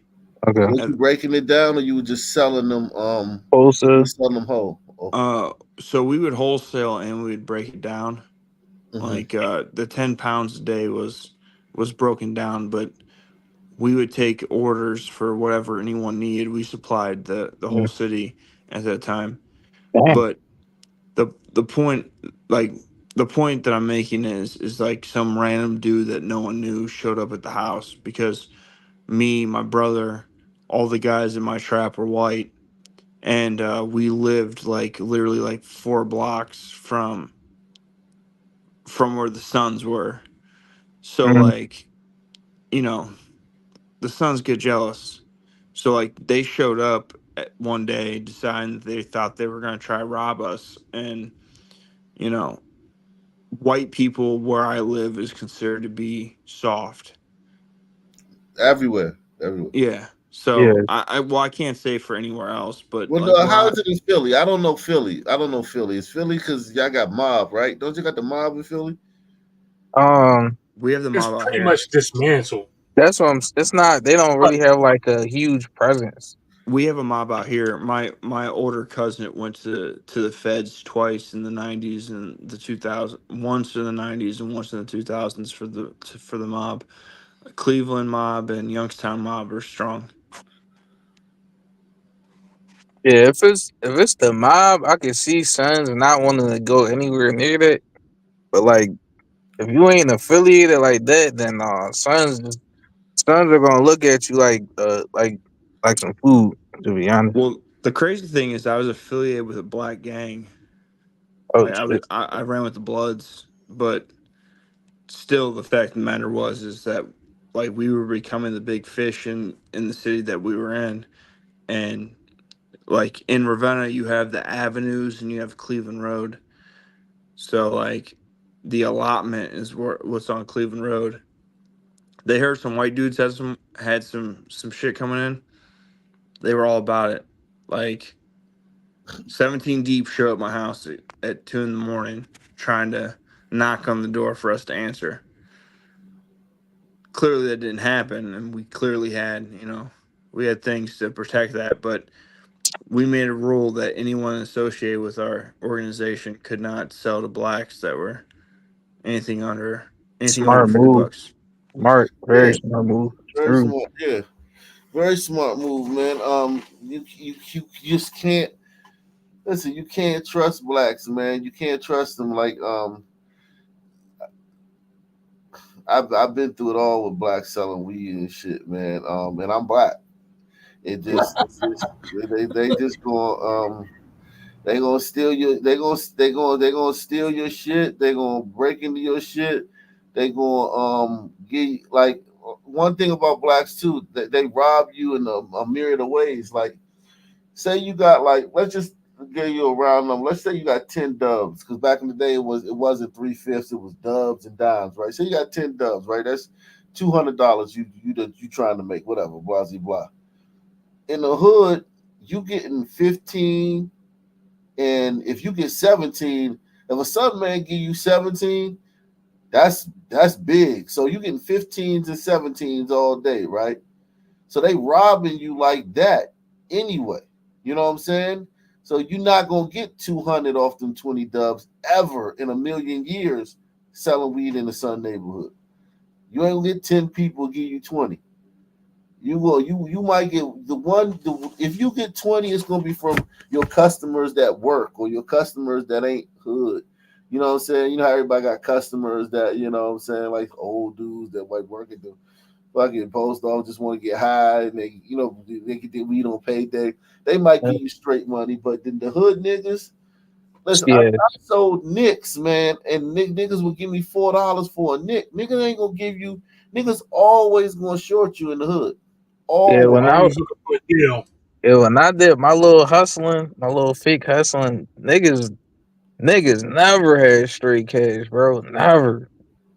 You Never. know, so when I was in the street, like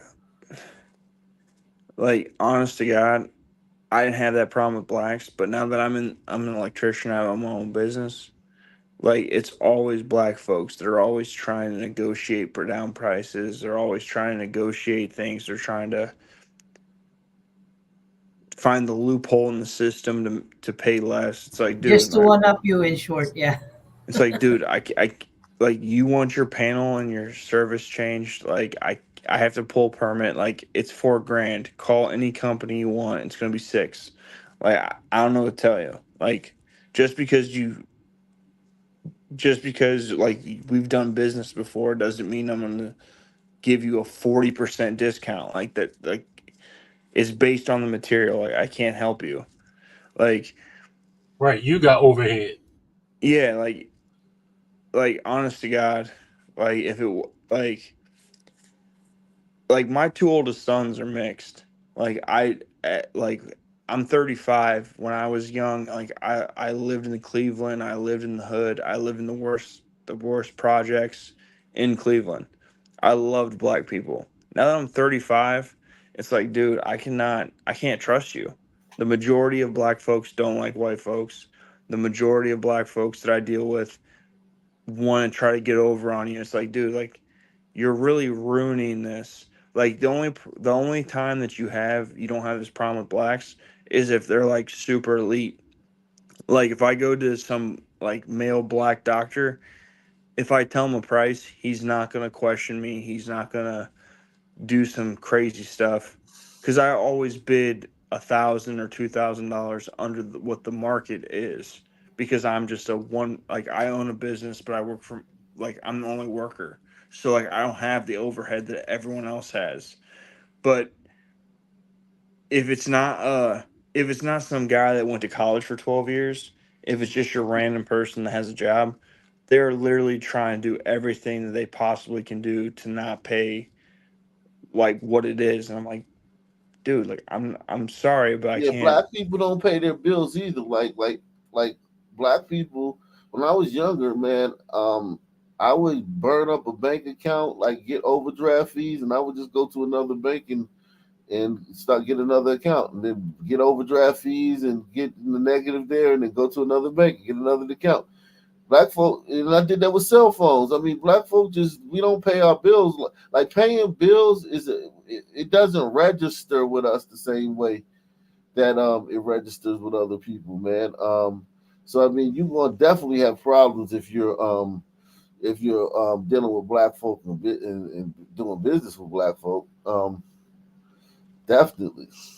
Yeah, man. Can So you check your Cash App? Huh? Definitely, man. It'll Can you definitely help check your you. Cash App for me? Oh, okay. Yeah. so Well, savage. definitely. So savage. Oh, go ahead. My fault. No, go ahead. So savage. Like, would you say you hate black people today, or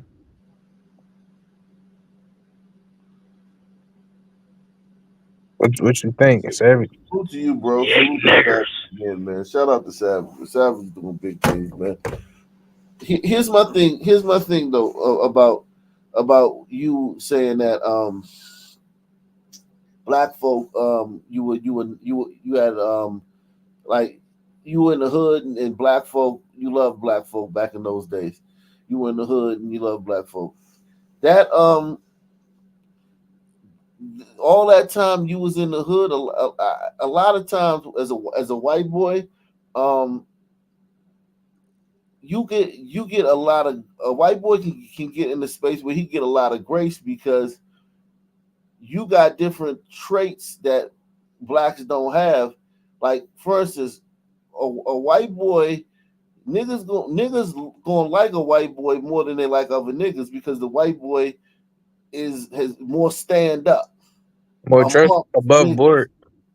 Amongst niggas. Now, the white boy might be a piece of shit, but amongst niggas, he more stand up than niggas because niggas are not they don't get no credit for being stand up. You get credit for being grimy and shady. So it's like niggas probably gonna like the white boy who's in the hood because they're like, yeah, that's my man. You know what I'm saying?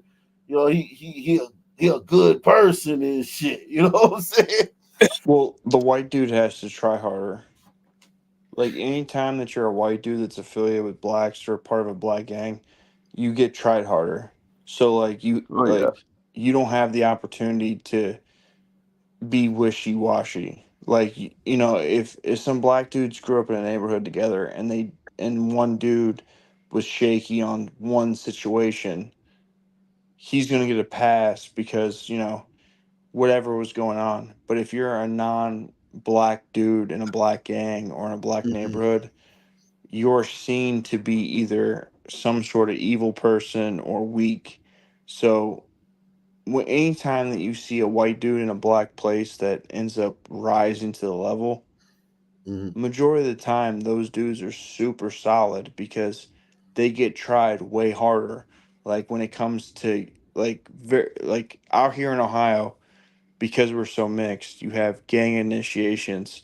The white dude's gonna get a gang initiation that's way more time than your average person because you have people in the gang that don't like white people, or you have people that think that white people are soft. So most of the time when you see a white dude that has elevated himself amongst black folks that's from the neighborhood or from the place they're from, they have been tried over and over and over again. So for the most part, they're stand-up people. But here's the thing about that. I 1000% respect your testimony because you're a white dude. But niggas try niggas like a mother. I think that's kind of like a that's a full-time job, man. Yeah, like you gotta understand, as a nigga, your reputation is on the line in every interaction. Your whole shit, not a piece of it, not a portion of it. All your chips is pushed in. Like, for instance, let me just give you an example. Say me, Javon, Mystic, we go to the club. We getting dressed. We getting ready to go to the club. We go to the club. We standing in line. It's some other niggas there. They mean mugging or what you call ice grilling or whatnot. All our shit amongst each other is on the line. Like, if we don't handle that situation correct, man, you know, we was at the club, man, niggas was mean mugging, shorty was scared, blah, blah, blah, blah. We get in the club. Now we in the club, we chilling. There's some hoes there, blah, blah, blah. Yo, let's go holler at them hoes. We go over there holler at the hoes. Javon, he ain't talking, he's scared. Cat got his tongue. Man, you know that bitch ass nigga Javon was scared, man. We had some hoes and it was like every interaction, your whole shit can get taken back to the review board and put on trial. You dig what I'm saying? It's not like, and your whole shit is on the line. Like, you a bitch or you a lame or da da da da. For every little interaction, some men love telling everybody that you failed some test where they was out or while we was here or we was locked up, you failed this test. They love doing that. So it's like I get that white boys get tested a lot and shit, but niggas, man, we put each other through the ringer, my nigga. You heard me?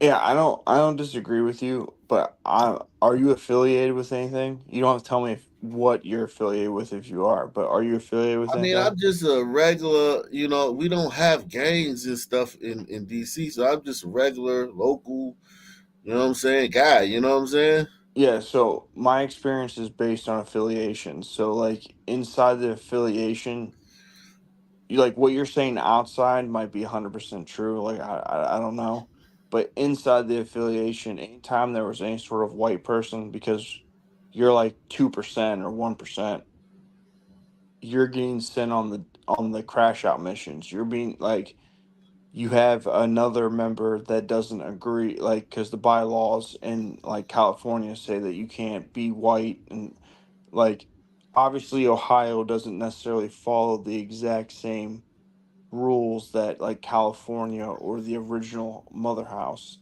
follows. See, yeah, oh, you talking about that? Like, I don't know anything about like that stuff, Yeah. like gangs and initiation and shit. I don't know anything about that, man. I'm just listening to you. I don't know. I ain't even gonna lie. I don't know nothing about that. I just know Zopound, man. That's it. Yeah, so like where I'm from and what I was doing, like I got tried the most because I was white. Now, I'm sure. Yeah, I'm could sure. that I could should that not necessarily be non-affiliated? I don't know because I've been affiliated for a long time, but yeah, like all the dudes that I knew that were scary, that were more scary than I was always like the one white dude that was around. It was never like I'm 35, so like the way things are now is not the way they were back when I was in the street. I've been out the street 10 years, but like back in the day, like white dudes got work, like we had to do work all the time. It was You talking about constant shootings and shit like that, violence, or you talking about like what you talking about? violence, Work. like Stabbings. crashing out, like you Oh like damn. if there was something had to be done that was going to risk you getting locked up or being injured, you were the first ones that had to put up with it because So y'all was running. They had white boys running down on shit. well, there wasn't many of us like in the set that I'm involved in. There was only like two of us, but like from the people that I know from around where I'm at, like it was like there were blacks that did stuff, but like if there was a white attached to it, they were had to be involved. Like you couldn't be white and not be involved in the crash out missions. Like when you listen to Chicago and like you listen to like what they do, you don't have very many whites that are popular from Chicago. Ohio is way more mixed. Like you have way more integration and mixing between No, I got cultures.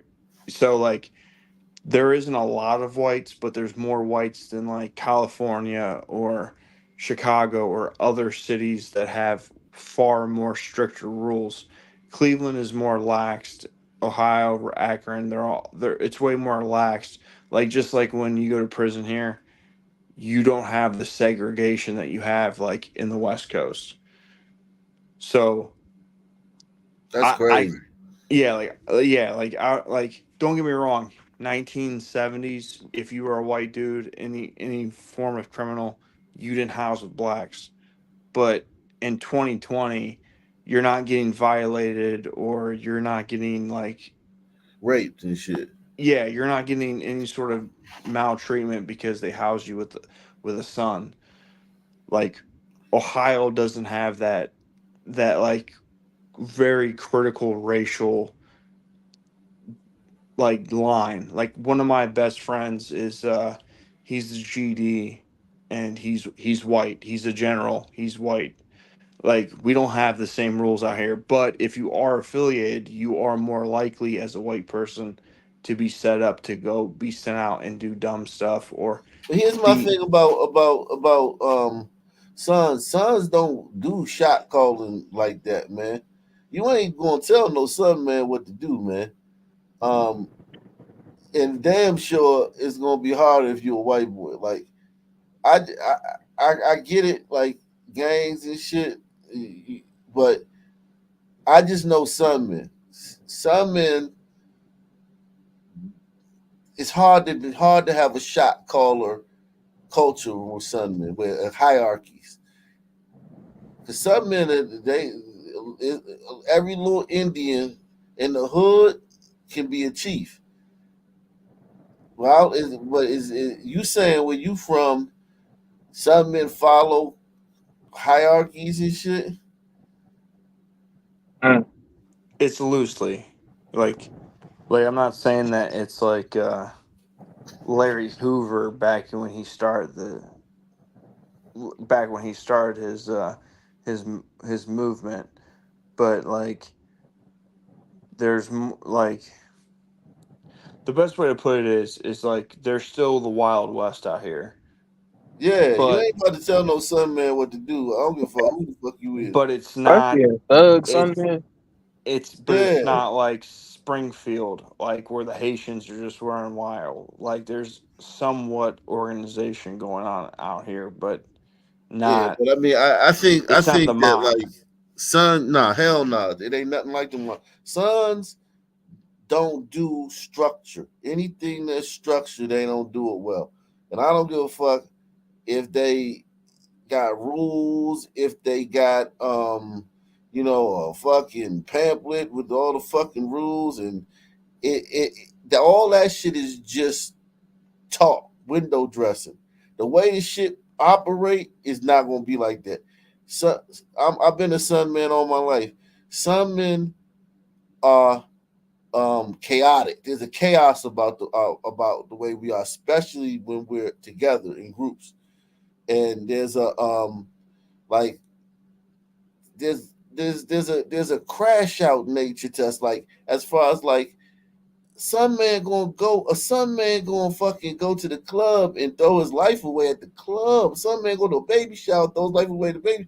It ain't. How can you have structure when nigga might go to a baby shower and just shoot the shit up over because somebody said something? You can't have structure amongst motherfuckers like that.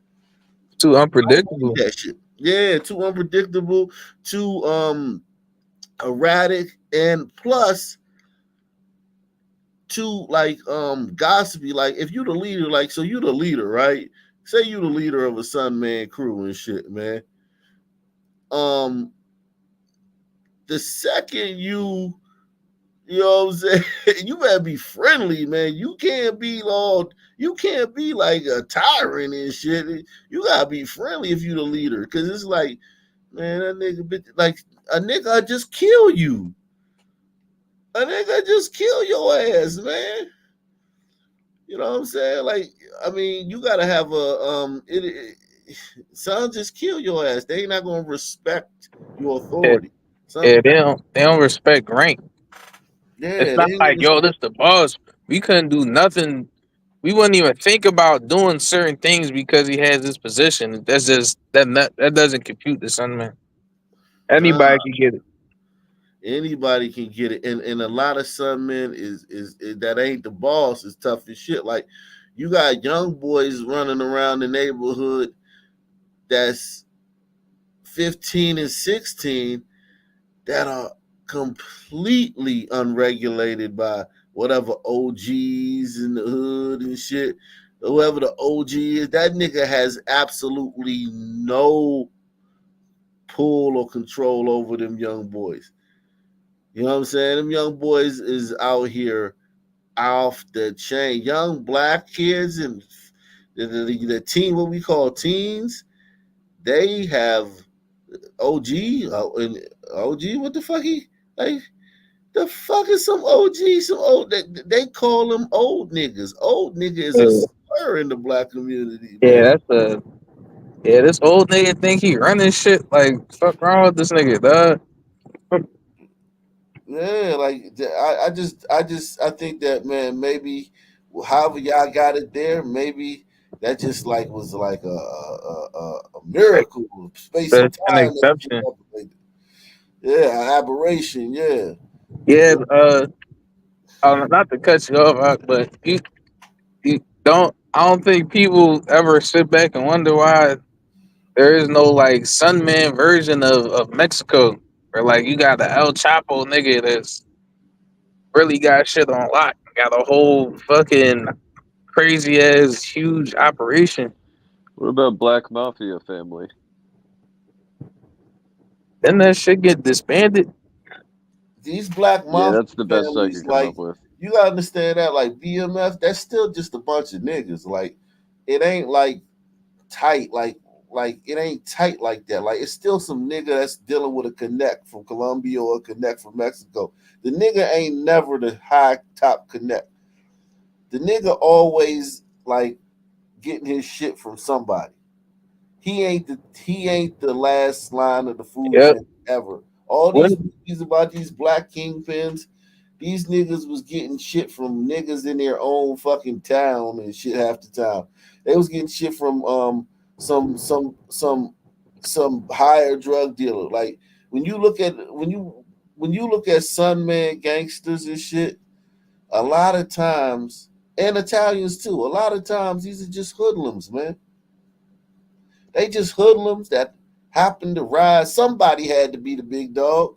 Somebody had to, like, take Rayful Evans, right, from DC. That nigga got locked up at 22. Okay, like, that shit ain't. You ain't talking about like no long ass. Like, these ain't like the old mobsters and shit sitting around and shit. Like, this nigga got that little run, that run they talk about with Rayful Edmonds and all that. He got locked up at 22.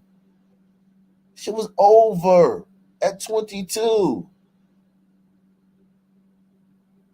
yeah, yeah, niggas good for like a nice.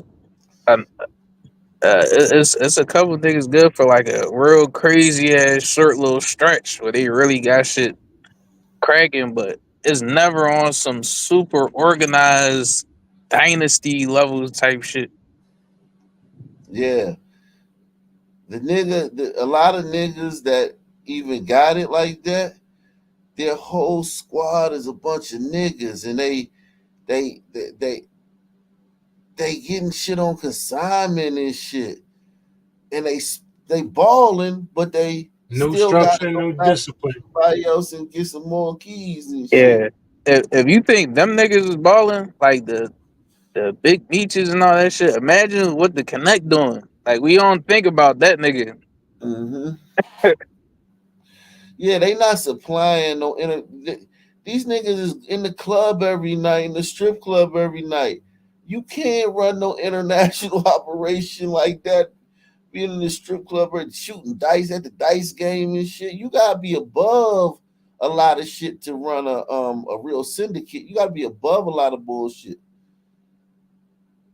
You gotta Meeting with people, you gotta have a certain type of decorum where motherfuckers gonna fuck with you and let you in certain rooms. A lot of rooms, I bet them Colombians, and them Cubans, they don't let niggas in certain rooms in the it, drug trade and shit. it would be dumb if you just look at how niggas act.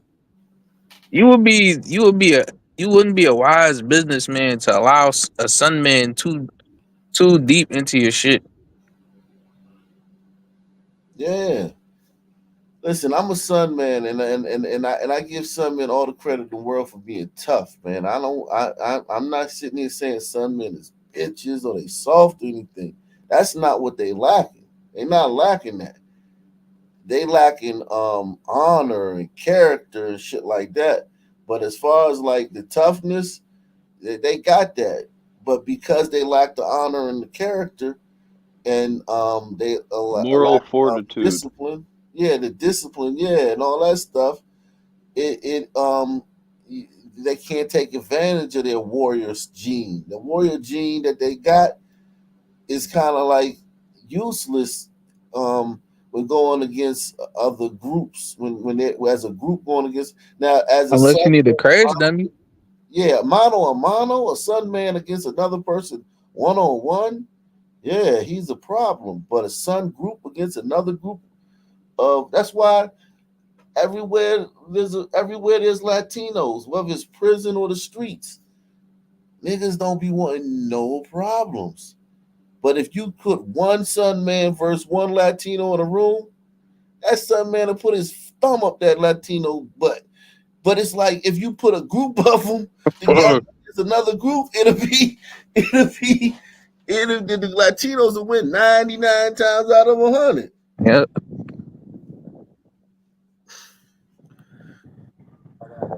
Why you think niggas been saying, yo, we gotta come together, bro?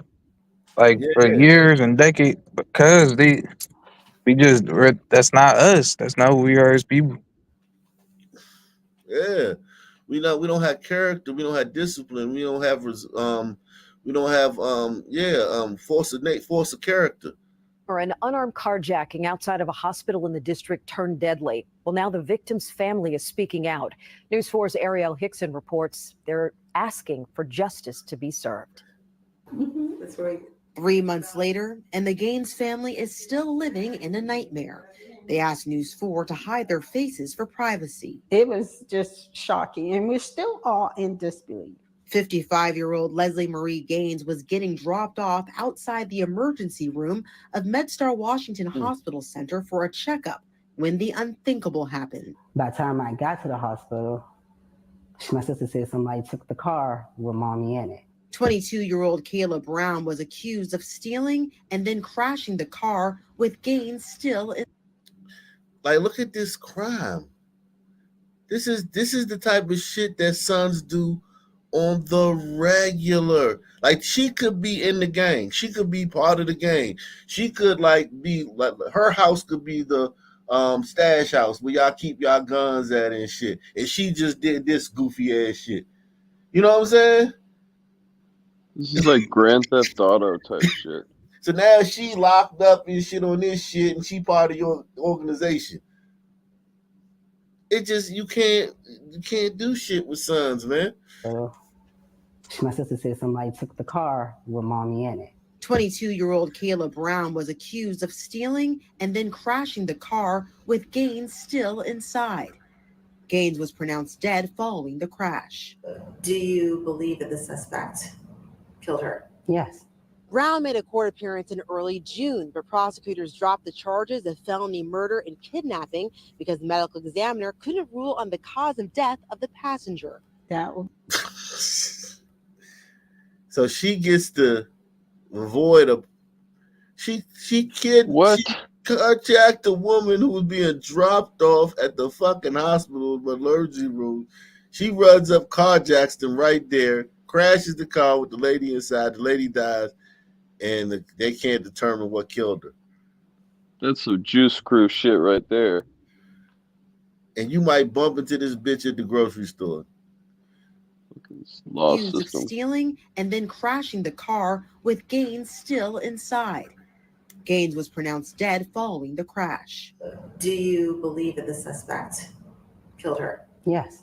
Brown made a court appearance in early June, but prosecutors dropped the charges of felony murder and kidnapping because the medical examiner couldn't rule on the cause of death of the passenger. That will be the only thing, is for us to have a medical examiner's report, find out what the cause of death is, so that additional charges can be filed within a timely manner. The Gaines family has dealt with financial hardship following the death and even set up a GoFundMe for support.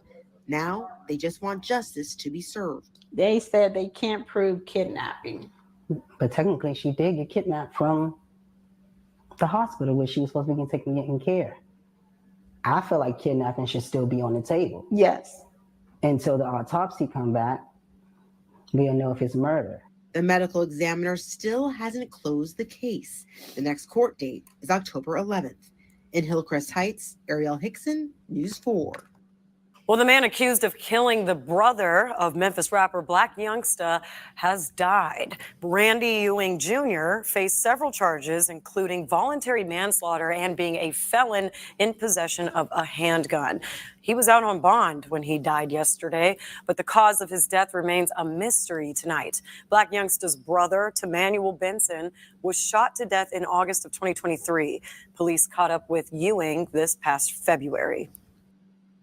A Memphis woman says thieves have made her feel totally unsafe in a place she's supposed to feel the most comfortable. We're talking about her home. These are the armed thieves who came to her house to steal her car while she and her wife slept inside. The thieves intimidating them with their guns, telling them not to come outside. Fox 13's Jeremy Pierre explains how this woman, who is a retired Memphis police officer, says the laws as they are written gives thieves the green light to steal. My wife is in the house. Thank God that my godbaby was not here. She's normally here with me. She was at my mom's house. You know, it just hardens my heart, really. And it makes me just feel like there's no way out of this. The laws, we don't have stand your ground. We don't have anything to protect people, to protect their valuables. This is what surveillance cameras captured, showing the moment two armed men walked onto Virginia Hannah's property to steal her car. According to Memphis police, the thieves stole her white Lexus LS200 from her home Wednesday morning. Police say the two men used an ignition reprogramming device to steal the car. Hannah, who is a retired Memphis police officer, says she's thankful to have been asleep because there is no telling what would have been done by these armed men. But he looked at that camera and the way he looked at it and said, "You better not come outside." I knew he meant that. I knew that he meant if I was awake and I attempted to approach them in any way, he wasn't going to do nothing but start open fire on me, you know, and I'm in the house.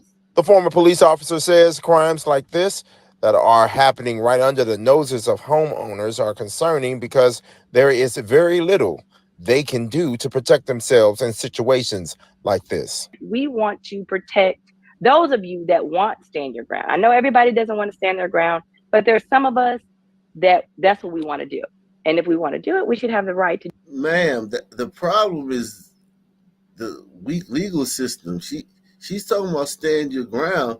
The problem is that all those niggas probably should have been under the jail 2 years ago, and they're still on the streets. That's the problem. I mean, she lives in a community that's never going to fix itself. Her words are dead on arrival. She didn't say nothing about the DA, nothing about the sentencing, nothing about that. She talking about stand your ground. You could have came out there and shot them niggas if you wanted to.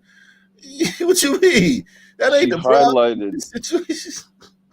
She highlighted how violent they were, how prone to, like, they were going to just start shooting as soon as they saw her. So she's going to add that in, but not anything about the sentencing. Because she probably feels if she thought that sentencing was a problem, she would have said it. But she probably on that Black Lives Matter shit. A lot of them play both sides. A lot of these black women, especially even if they're cops, as we see, even if they're district attorneys, like we just take black district attorneys, black female district attorneys, they're woke, and they're the fucking district attorney. So, like, yeah, her being a cop means nothing about her level of wokeness. Yeah, we pay good money for our homes and our cars, and insurance because of what's going on in the area. Hannah says she's gotten updates on where police have tracked her car. She even says she's received alerts of the thieves posting to social media about joyriding in her car. I mean, if these young men were to apply themselves as hard as they apply themselves. There you go. And she's a cop. These young men. No. She supposed to know damn well that these niggas, that there ain't no applying themselves with these niggas. These young men just need a guiding hand. There you go. Apply themselves as hard as they apply themselves in the streets and to do wrong. And if they did that in the classroom, this There's no telling where these young men could be. What a twisted Oh my god! mind. Like I said, this dead on arrival. Like her, and she's one of the better spoken ones in her community. Yeah, Yeah, exactly. if And only she's they still a applied fucking themselves. dumbass. If only they applied themselves, they would be astrophysicists As in the if they next apply 5 years. themselves in the streets. Like, come on. Well, I mean, if you just let her talk, like if you were one on one with her and just let her talk, she would be hypocritical and talk in circles endlessly. But she would be so high on her own ass, you couldn't tell her nothing. Yeah, correct. The fact that she thinks little sun men who can't sit still for 5 minutes, who can't fucking read, who can't follow instructions, who can't show up on time, who can't respect boundaries, who can't respect time and space, who lived a life where they've created habits of doing everything opposite of what you need to do to be a good student. That they've hardened and calloused those habits into their personality. Like these some men walk the halls in school. They go to school, they smoking in the stairwell, they hanging out in the bathroom, they running from the custodian and the peace officer. If they go to class, it's just to fuck around and she's saying that if they applied themselves instantly, they would just have all these. They would be like, nah, they don't work like that, man. These some Yeah, men these are the same people that the only difference we have what? are skin color and nothing else. You can't even get these some in a job, man. You can't get these some in a job because they can't show up on time. They can't show up on time. They can't. You can't. In Memphis, Jeremy Pierre, Fox 13 News. Yeah, guys, that's right. The assistant DA says that this case might be over, but the healing is just beginning for the victim. And there is some peace knowing that the three suspects will not be able to hurt an innocent person again while they are in DOC custody. In all of the years that I've been a sex. Oh, can you hear me? Yeah. Yeah, you good. Yeah. A Memphis woman says thieves Is that a smash off? have made her feel totally unsafe and the wrong one in. Yeah, guys, that's right. The assistant DA says that this case might be over, but the healing is just beginning for the victim. And there is some peace knowing that the three suspects will not be able to hurt an innocent person again while they are in DOC custody. In all of the years that I've been a sex crimes prosecutor, this is one of the most heinous rapes that I have ever seen. Arcavis Moore, Darius Evans, and Jacob Howard sentenced to life in prison with the possibility of parole, each convicted. Now think about it. These niggas is doing life sentences for a rape where they probably didn't even bust a nut. And these are your gang members. These are niggas in your gang that you rely on. Hey man, we need you to hey man, we need you over here today. Da da da da da.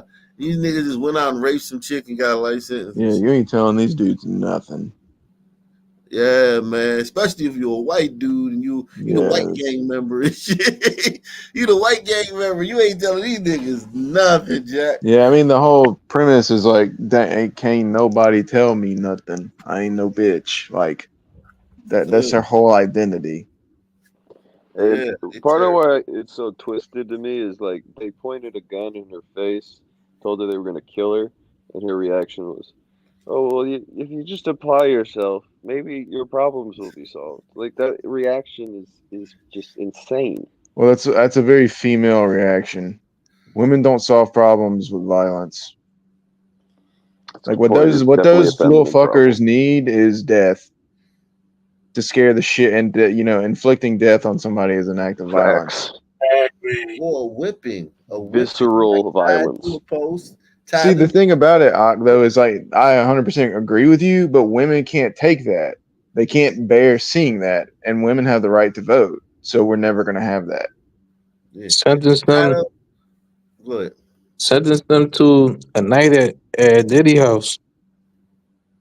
They have fun there.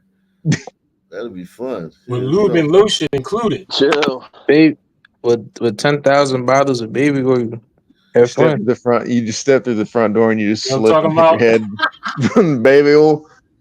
And then you get assaulted. Diddy ain't fucking with them dudes. Diddy ain't assaulting them dudes. You crazy? They make the type of people Diddy assaulting, man.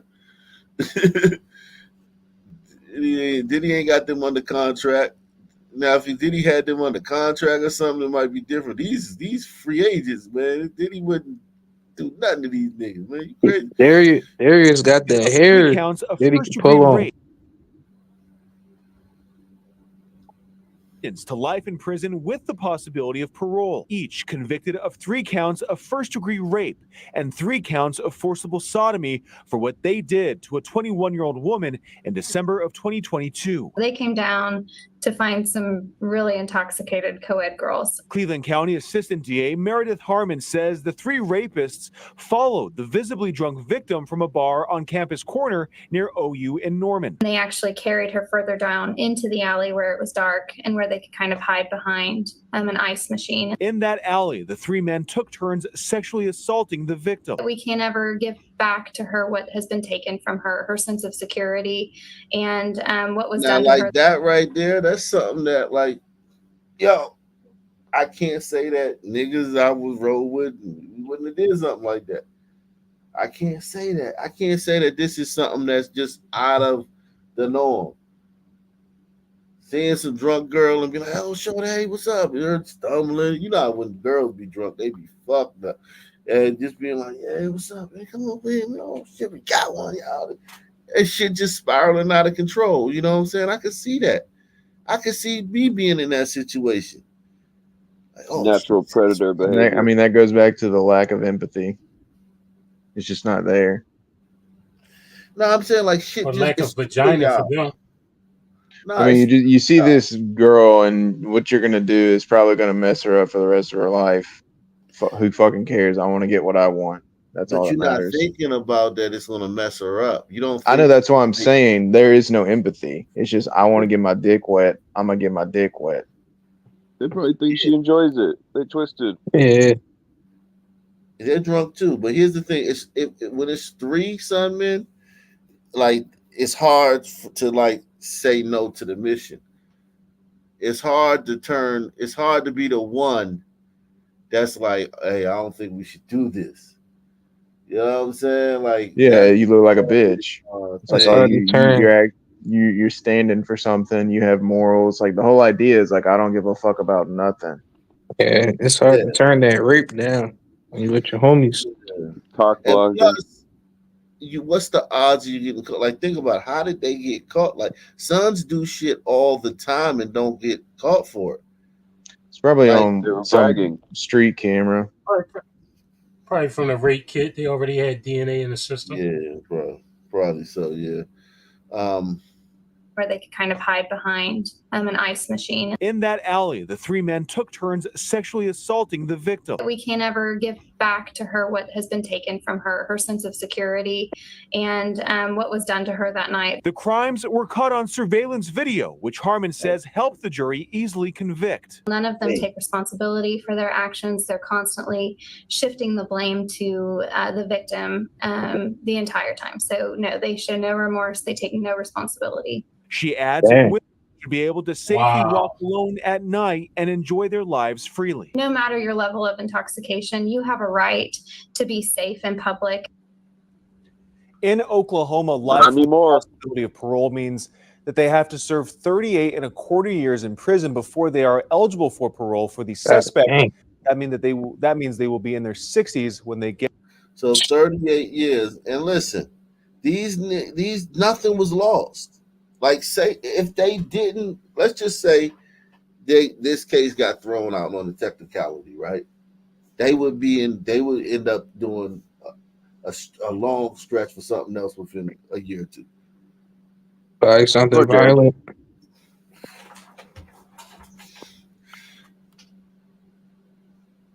Quarter years in prison before they are eligible for parole for the suspects. That means they will be in their 60s when they get to try to parole. Guys. Damn. Yeah, witnesses will certainly never forget what they saw. We spoke to the father of one of the victims, and he is going through it and then some tonight. Young 19-year-old kid, Dodge Charger, hardworking. It's going to be hard to limit that and tell a person, don't do. Hey, man, I did this. I'm going to live life, and I hated that he did it that way. Julius Burks says it still feels like his son, 19-year-old Tavion Jackson Matthews, will pull up at home any moment. But his mind has been all over the place ever since learning Tavion and a woman around his age were both killed when his Dodge Charger slammed into this liquor store. It happened on Gratiot near Harper on Detroit's east side late Sunday night. Great kid, man. If you got to know him, you'll sit back and you'll find him very funny and unique. He had his own little style. He'd do some little quirky thing where he'd take his two fingers and do that. And I'm like, where you get that from? He's like, that's me, daddy. That was his little thing. Oh, man. I'm not trying to paint the picture. Okay. So he's very impressive. Look at that car. It looks like he got hit by like 2 trains and an airplane. For real. That shit's Damn. Racing, showing off. Yeah, he had the shorty in the passenger seat, and he was trying to show out. Yeah. Exactly. It killed her ass too. God damn. Just got it. That joint is amazing. Yeah, that's twisted metal. I don't know how you could mangle a car like that. That's impressive, man. I mean, he was probably going like way over 100. 150? There was a woman that had some medical emergency close to where I live that her car looked like that. She like slammed on the gas and hit a sign going like 120, and it looked like that. Yeah, those Chargers get up too. His age were both killed when his Dodge Charger slammed. It's sad to say that he got caught up in the moment of living life. Detroit police say the driver of a BMW pulled out in front of the Charger, prompting Jesus Christ. What a thing to say. it to swerve into the store. He got caught up with living life. Doing 150. Like, come on, man. That thought never occurred to me. He won't be slicking his eyebrows back anymore. Shit. Wow, man. Shit. He was a young man. That would be a lot more common if it was life, his sons. man. Like all these Sad to traffic say laws that don't mean shit. He got caught up in. Yeah, you're seeing that with the Haitians in Springfield. The Haitians, yeah, they don't give a fuck. Crashing everything up there, but. Oh, is this true that for the Sun Man, living life is like having to decide whether or not to drive way too fast? Is that just living life? Yeah, living life is when you're young is making poor decisions. Yeah. There's an acceptance that as a son, when you're young, you're going to make horrible decisions. The son's blame a lot of stuff on you. A lot of stuff. As a son, man, you could blame like being a career criminal and being young. You just be like, yeah, I joined the gang and shot people because I was young. Yeah. I mean, I was only 37. Shit, I didn't know. I was young and shit. And the moment of living life. Detroit police say the driver of a BMW pulled out in front of the Charger, prompting it to swerve into the store. Witnesses in total shock. Right. Look at that, man. I mean, his car is like in 5. Like the whole frame is split in half.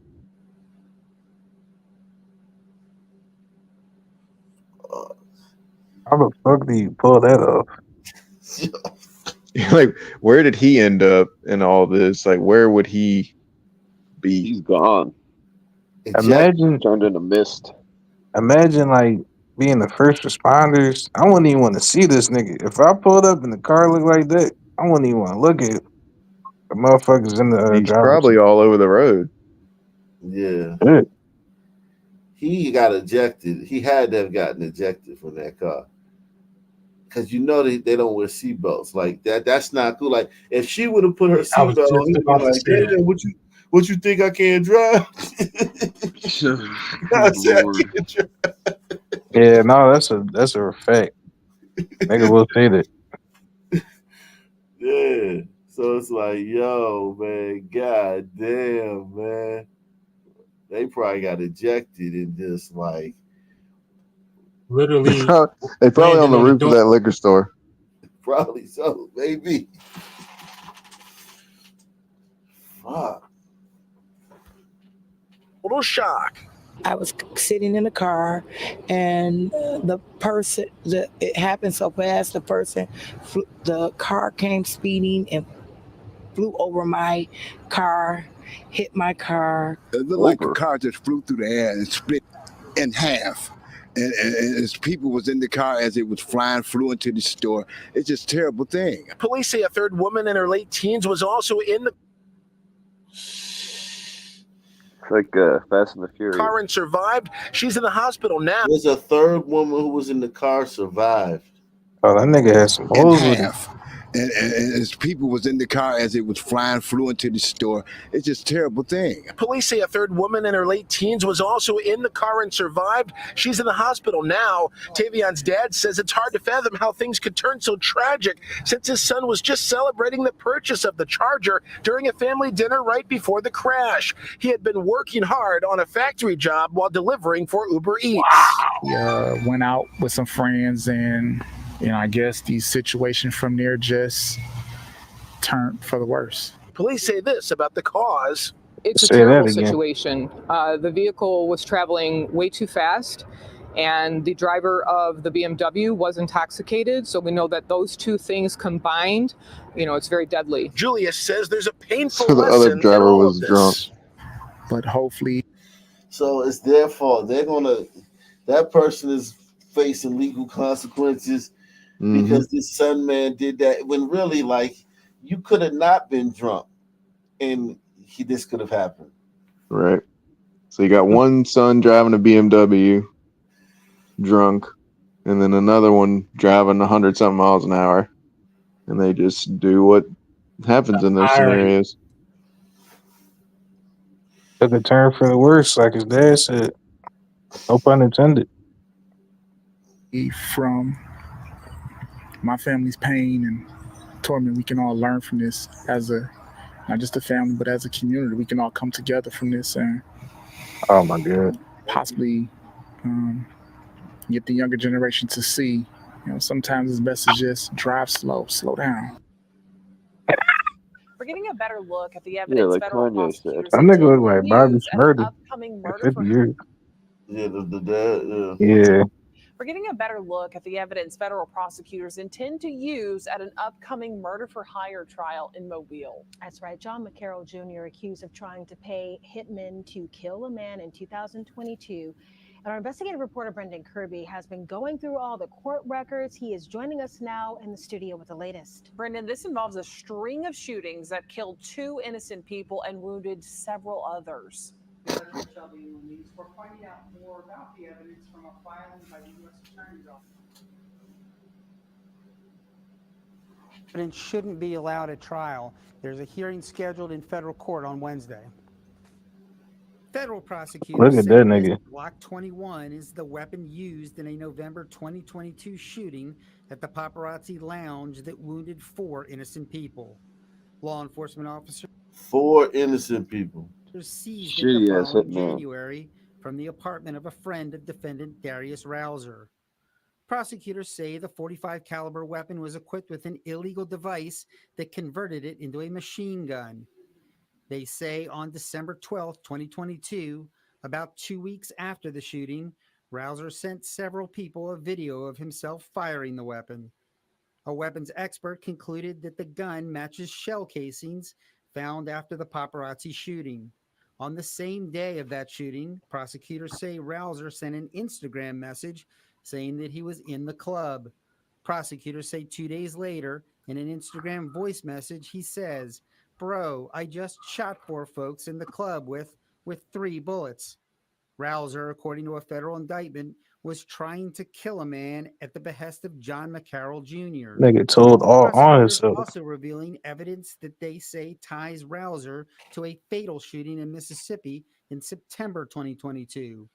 Investigators say he and co-defendant Carmelo Dirks drove to D'Iberville in a stolen Nissan Altima that Rouser had spray painted black, and that Rouser fatally shot Nicholas Craig while trying to steal his car outside of the Scarlet Pearl Casino. Prosecutors say Rouser discussed the plan in Facebook messages, including his efforts to get black spray paint days before the shooting. The day after Craig's murder, prosecutors say Rouser messaged co-defendant Jamaris Pierce, "Let's trade till this die down, my gun hot. I can't get caught with it." Rouser is also accused of a shooting at the Walmart on the Interstate 65 Service Road on December 27, 2022. Prosecutors say Rouser and two others had gone to the store to buy a magnetic box that they intended to put a cell phone in order to put on the car of the man they were trying to kill. Prosecutors say Rouser's phone has evidence of a Google search for such a container. Prosecutors also say police found the getaway car, a stolen Kia Sorento with a broken steering column, near his home in Pritchard when they arrested him a week after the Walmart shooting. Police also seized the Glock pistol, an extended drum magazine, and a machine gun conversion device. Rouser's attorneys couldn't be reached for comment, but they argue in a court filing that social media posts shouldn't be allowed at trial because they can't be authenticated and are irrelevant. A judge will decide that. This case is set for trial next month. It's Man, expected to last 10 to 12. Are you serious? this shit like an open and shut case. Social media can't be used because Twitter is racist. That's one bad son, man, but it's a bunch of them, man. It's a bunch of them. Like how you gonna tell him what to do if you and he in the game? Man, Mobile's crawling with them dudes. Oh man, sorry to hear that. That Walmart they showed, there's sons around there. They like to ask you if they can borrow your phone and then try to take shit out of your phone, or just take your phone and run off. You're gonna borrow your phone and then they go to your Cash App and transfer all your money to Yeah, yeah. Yeah. Oh, damn. If you anytime a son asks you something on the street, this is what you do. Say, brother, I'm good. And put your hand up, I'm good, and then keep on walking. Yep, that's exactly what I do. I'll play the death card. You entertain it. You don't entertain it. You don't let them. I don't You don't say let anything. them. Yeah, you don't. You don't even look at them. Like looking at sons is like an opening. Like I don't look at sons when I'm in public. And that's not even for any other reason. That's just like I'm like seeing a son is no big deal to me. Won't even look at your wife. Ain't risking it. Yes, looking at a son is just like, you know what I mean. I don't even, man. I don't even pay attention to sons half the time, man. It's blinding. The sun is blinding. Exactly. I just keep it looking, man. I could be looking at the ceiling Act tiles, the accordingly. clouds. I just be going where I'm going now. You know? Just act like they don't even exist. Yeah. Just do you. And they most sons do the same thing though. Most sons do the same. Sons ain't friendly to each other like that. You know what I'm saying? No. You know what I'm saying? So like they mostly do the same thing too. Yeah, we got that. Get the fuck away from me type vibe. Yeah. Wary. Niggas is wary of each other, man. Yeah, I'm always wary, man. I'm like, oh man. As soon as I see a couple niggas, I'm like, fuck. Exactly. Why they gotta be like here when I'm here? Like, god damn. Exactly. Like, Try to avoid them at all costs. Yeah, sons don't like seeing other sons, man. Sons don't. Yeah, that's true, man. Which is a telltale sign like that. Like, yeah, that should tell you something, man. And they don't even like seeing each other, man. It's like trouble. You know, sons is the potentiality for trouble or some bullshit. Like just some shit that wouldn't happen unless they were there. Yep. You know what I'm saying? Yeah, I have Like, a friend who is son, and he would always be really friendly and nice to, other son men he would meet around town. I always was kind of curious as to why, but now it makes more sense. He's trying to fight against that stigma. there's Yeah, man. always some men like that. Awesome, man. I ain't gonna treat my brothers like that, man. Yeah, yeah. On that fucking fake good vibe shit. Man, that shit don't work, bro. No. I figured. That shit don't ever work. Yeah, yeah. I mean, don't be rude to son, man. Yeah, I'm not saying be rude to him. I'm saying just don't pay him. No, just kind of like ignore him and shit. You know what I'm saying? Definitely ain't saying be rude to sons. That ain't sons quick to get an attitude. Sons take slights too. Little slights piss sons off more than big slights. You know what I'm Like I saying? said, I play the So deaf card. I act like I can't speak or hear. Start using sign language with them. They be like, "Oh, my fault, homie, my fault." I get it all the time. I had a buddy who he was kind of like a comedian dude. He was funny as shit, but he would it would be a lot of sons like on the main street that we lived there, and they would be bumming change and whatnot, and he would see them like when we walking down, they standing right there, in front of the store, and he would be like, "Hey brother, can I borrow $5?" And the dude would be like, "Oh no, I ain't got it." It would be funny as shit because he would ask the bum for some, but he would hit them with the shit first. But it would be so funny and shit because they would genuinely be like, they would genuinely answer. They'd be like, "Oh nah, brother, nah, brother, I ain't got it." You know what I'm saying? But it would stop them from asking him. It would be that shit would be so fucking funny, man. As a son, man, it's kind of difficult trying to maintain that discipline around other sons. Cause these motherfuckers be staring at niggas, dog. You be like, God Yeah, damn, nigga, what the fuck is you looking at me like that for, dog? God damn. that's one thing when I moved to this town. Like when I'm standing on the street and white people ride by, they don't look at you. Or if you in a car and white people are standing on the street, they don't be all up in your car. And I was like, wow. Cause sons, when a car ride by, sons is all up in it. Like, Scoping. not For even real. scoping. I'm talking about just being sons. Just it ain't even gotta be like even serious. They just up in your shit. When they driving by, they looking at you. You standing at the bus stop. They staring all in your eyes and shit from the car. Bro, like mad eye contact. Like, why the fuck are we Yeah. all in each other? I don't want to be gazing in your eyes, bro. God damn. It's a challenge, isn't it? Bro, it's challenging as a son, man, because you be like, yo, like, It's almost like you know how they're many actively times under looking my for breath I'm like, yo, what the fuck is this nigga looking at? Like, god damn. yeah. It's almost like they're actively looking for trouble. Confrontation. Yeah, Yeah. confrontation. Yeah, they are. But sometimes they're not. They're just being sons.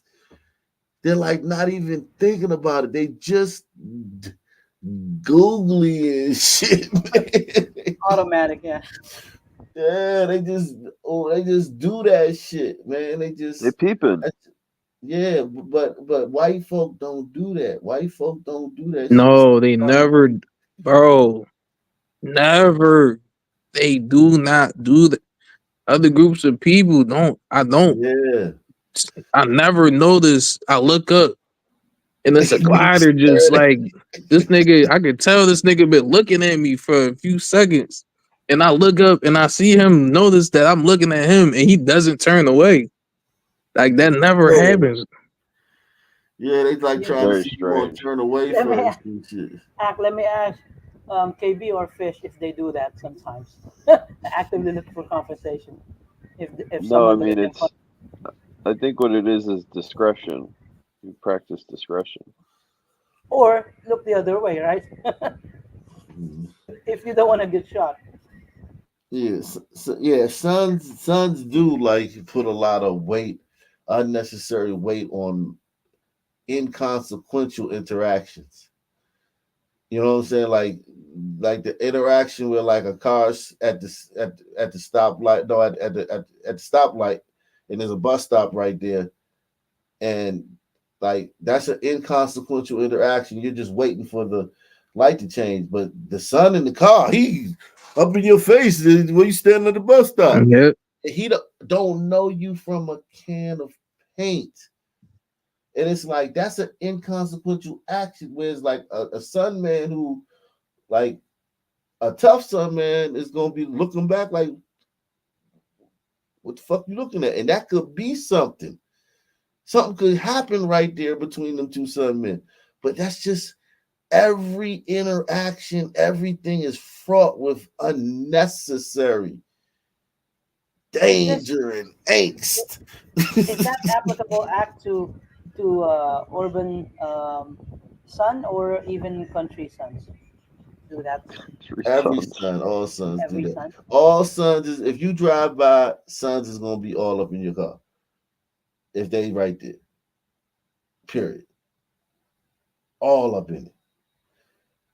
Yeah, if you pull up on a block where some people live at and they just outside, them niggas' heads gonna be turned. You gonna notice their heads like moving with you. You gonna be looking at them and their heads gonna be. Say you in the car, you driving by, their heads gonna be turning as your car drive by you, just staring Yeah. at you the whole time. Like like a Mona Lisa painting, right? Looking Yep. at you Yeah. all the way through. Yeah, that's just how sons are, man.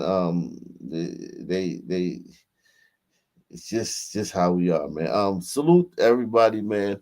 Uh great show, man. Same black time, same black channel. Out of here. Peace out.